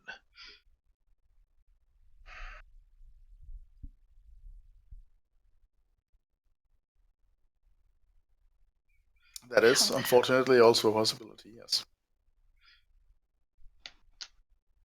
How did they know we're here? See, that's a big question right there. How much... Do we have any idea of how much warning in advance we'd have before it would be obvious that a search was about to pick us up? You wouldn't have any advance warning at all. Right. Yep, that's how that works. They would suddenly gain a detection lock on you. And you have nobody managing that station. Then, Well, whose perhaps fault is that? As a, at least as a last-ditch option, we should have... I still suggest that we get Hugo and someone else to the ship in case they detect and engage us while we're still down here. And let me pause you to answer a question that Matt had earlier. Yes, the spike drive does matter while traveling from one point on a planet to another point, or more abstractly, one point of interest in a region of space to any other point of interest in that region of space. The spike drive actually, despite my earlier descriptions, actually does determine the ship's total thrust speed. So a faster spike Yes, drive. we don't have the Right. ship in I was gonna orbit. say, I didn't think we'd be involving the Raza in traveling to the city to get Colleen at all. Cargo lighters technically have a spike drive of 1 that can't make spike drills. Right. So that's the speed that you're looking at. So when I say it takes 6 hours divided by a spike drive, that's the speed, is divided by 1 plus whatever else you can add to that. Oh, okay. But it And took the ship- 6 hours for Colleen to get there too, right? But Yeah, Okay. it did. The ship is in orbit right now. The Raza is in orbit, or the Mistral is in orbit. Your cargo lighter Yes. is here, and you've Yeah. got Yes, I another. know.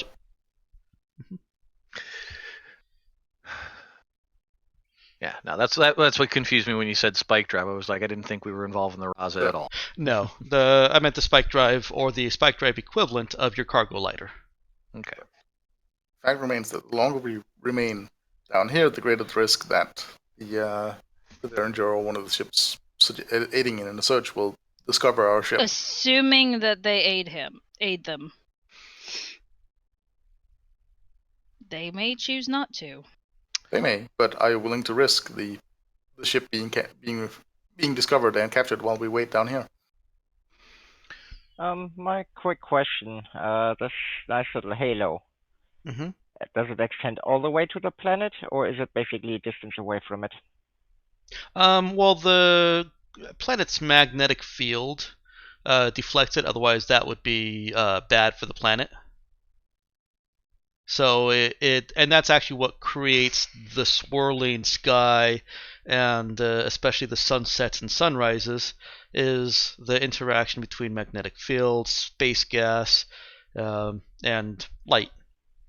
Okay, so if you break atmosphere, you in that feature. Yeah. Yes, you Okay. are. Because otherwise the Derringer picks up the cargo lighter the second it breaks atmosphere. Well, I mean, our cargo lighter it's not even specific to the Raza. We picked that up on some random ass planet. It's just another ship. Yeah, but they Presumably have a they- log and then you can see where that goes. But in this case I don't, so. Yeah. Cap, I kind of agree with Nemo, at least to a certain extent. I think we should get at least as much of the crew as we want back up on the ship. And really only 1 or 2 people go try to get Colleen. I'll go get Colleen. I was actually going to recommend that you get up on the ship. You are the person running the whole operation. We ain't gonna leave without you. You can make the decision to leave without a couple of us, or come back for us.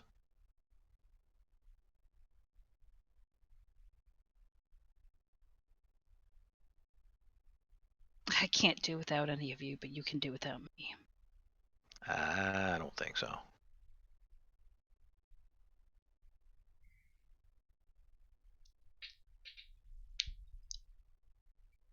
I'm perfectly willing to remain here or go to the ship if you prefer, Captain. I'm pretty sure you could find another grease monkey, no problem. Yeah, but it won't be you.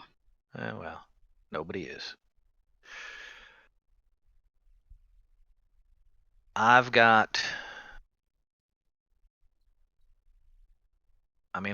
know my way around planets, and I know how to get around places. I think me and Nemo might have the best chance at tracking Colleen down. You and Hugo. If I get my hands on her, I'm going to wring her neck. Well. In that case, we'll make sure to keep her neck safe and ring ready for you. Whereas you and Hugo have the best chance of getting Araza out of here with no damage. If it comes to it, I can hide us on the planet. All right.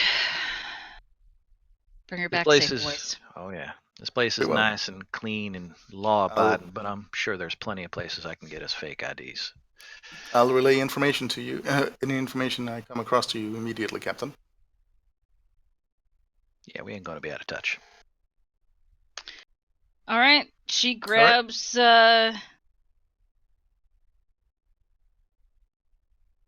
Hugo there, gets him in the cargo lighter, and heads back to the ship. Okay.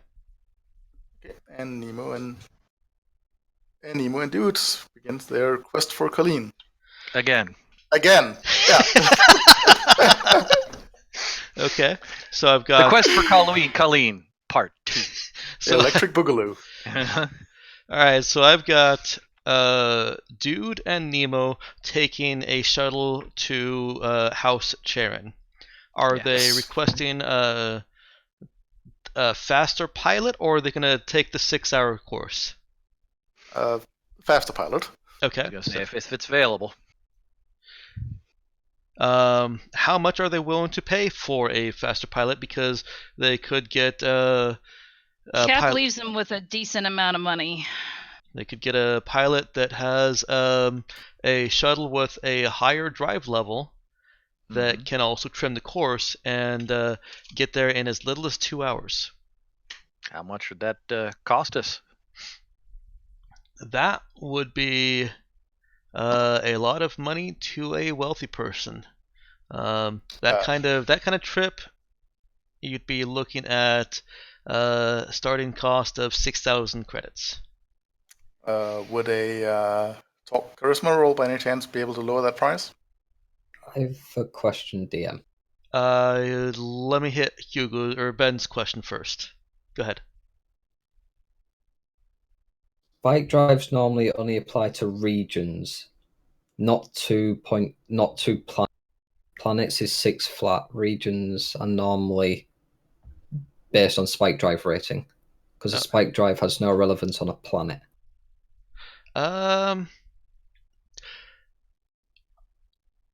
You're reading the part underneath it, into system travel. That's in relation to regions.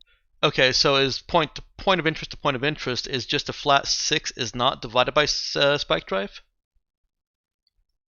Not as far as I'm aware, because you'd be then firing up a spike drive in a system atmosphere. Well, no, because point of interest functional equivalent. The point of interest to point of interest could simply be going from orbit around a planet to the moon in orbit around a planet. So it doesn't have to be in a planet's atmosphere. I was assuming that it just represents that a ship with a fast spike drive also has faster sublight engines. Yes. Let me get to that. Yeah, it was just literally the first line is the base travel time for moving inside a region is 6 hours. Well, when they say base, that within that region can be reached within 6 hours or faster to the end's discretion. So yeah, I was going to say, when saying base means that there's something that could modify it. If it just said 6 hours, period. It's a geographical oddity. It's 6 hours from everywhere. And then the last paragraph there on that page is base travel time is divided by the ship's spike drive. The author here hasn't made a distinction that paragraph applies only to the paragraph above it, or if he's defining base travel time in both the paragraphs above it for inter-region and out-of-region, and then saying that base travel time is divided. But that's the interpretation that I'm making, is that intra-system travel, paragraph 3, the base travel time inside a region is, and then paragraph 4, the base travel time for moving between regions is, and then paragraph 5, this defined term base travel time is divided by a ship's spike drive rating. That's the reading that I had taken from it. Okay. So I'm trying to help our friends out. by making it take longer? Well, it's just more of a case of then it's longer for everyone. Oh, yeah, slow everybody else down. True, but no, I feel like since I've acknowledged and accepted that a higher spike drive actually is a faster drive in all senses, it also affects travel from one point in a city, or from one city on a planet to other cities. The thing there is that ship has to have atmospheric configuration, otherwise it's not going anywhere. Yeah. Looking at the vehicle section, it looks like it's just sort of an abstract anyway, because he's got, the motorcycle, cars, and all. It even says it. Speed is an abstract measure. It's just a relative thing. Yeah, not every single city on a planet is 6 hours, and not every planet is 6 hours from its moon. Yeah, sure. If a planet's large enough, it's way more than 6 hours. Yeah. And yeah, if we landed on Phobos, it wouldn't be 6 hours to anywhere. 6 hours it would be 6 hours to be back where you started. And so Nemo's question: can he talk the guy down?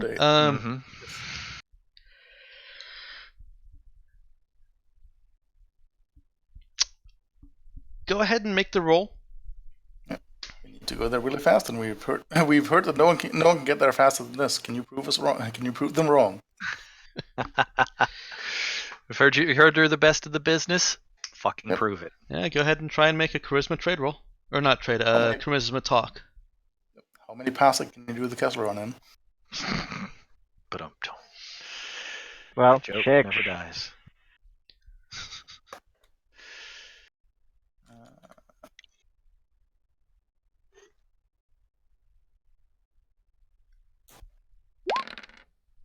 Woo! All right, there you go. Willing to knock 1,000 off, bring it down to 5,000.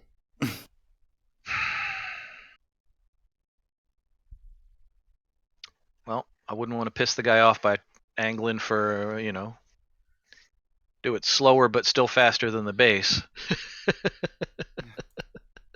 I think Cap would be willing to part with that much. At least Dude thinks it. To be fair, 5,000 is still a pretty paltry sum compared to your costs. Exactly. Since I have updated the spreadsheet, let's see, you guys are on the 14th now. So your maintenance cost right now is 423,000. Your maintenance need is 423,000. Gotcha. So yeah, dude gives Nemo the nod. All right, man. And he does one better than just knocking off the price. He seriously overcharges, well, not overcharges you, but seriously redlines this flight. You guys make it there in an hour and a half. Beautiful. How's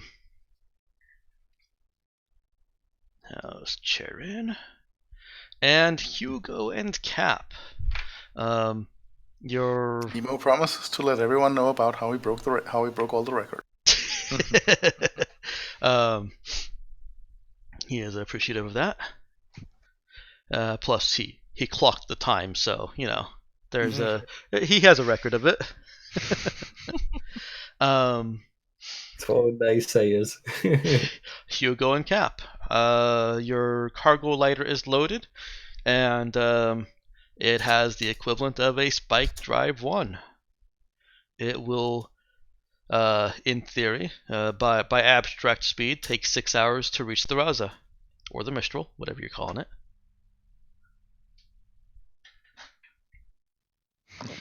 So, fancy flyer boy, how fast can you get us back? Akua. Back to our ship? Okay. I shall attempt to trim the course. Okay.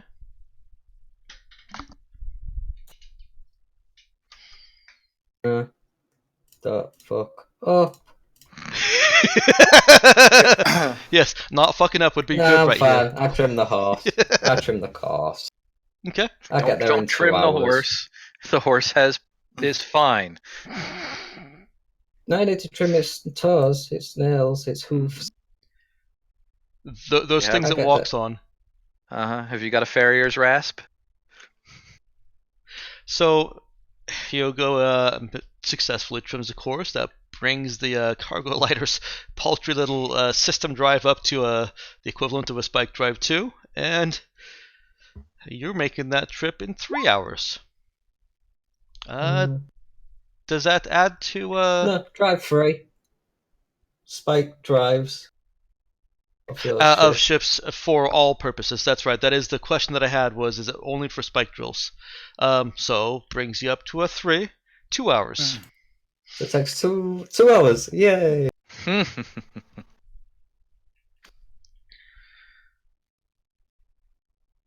In the small space that is available, Cap will be pacing. She actually can't in the cargo lighter.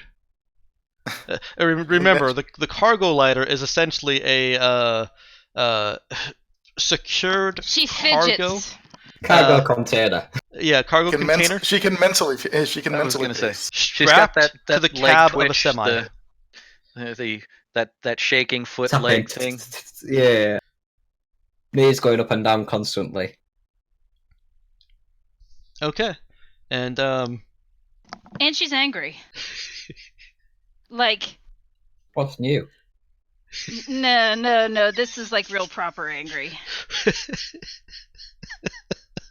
It's Not gone just from moderately annoyed. moderately irritated to Yes. ooh, you might actually make me.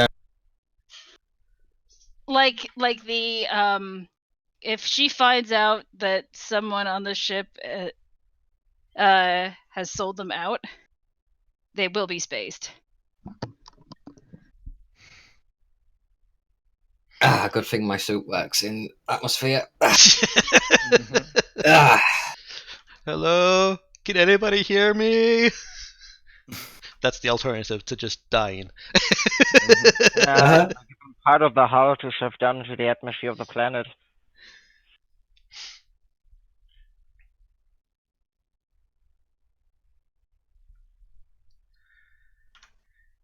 All right. I think that is an even better cliffhanger. 2 ships racing in opposite directions. One girl lying on the bed, 2 unconscious. ships, 1 girl. 2 ships, 1 girl. Oh, and to erase that image and to cap off the session, Colleen wakes up.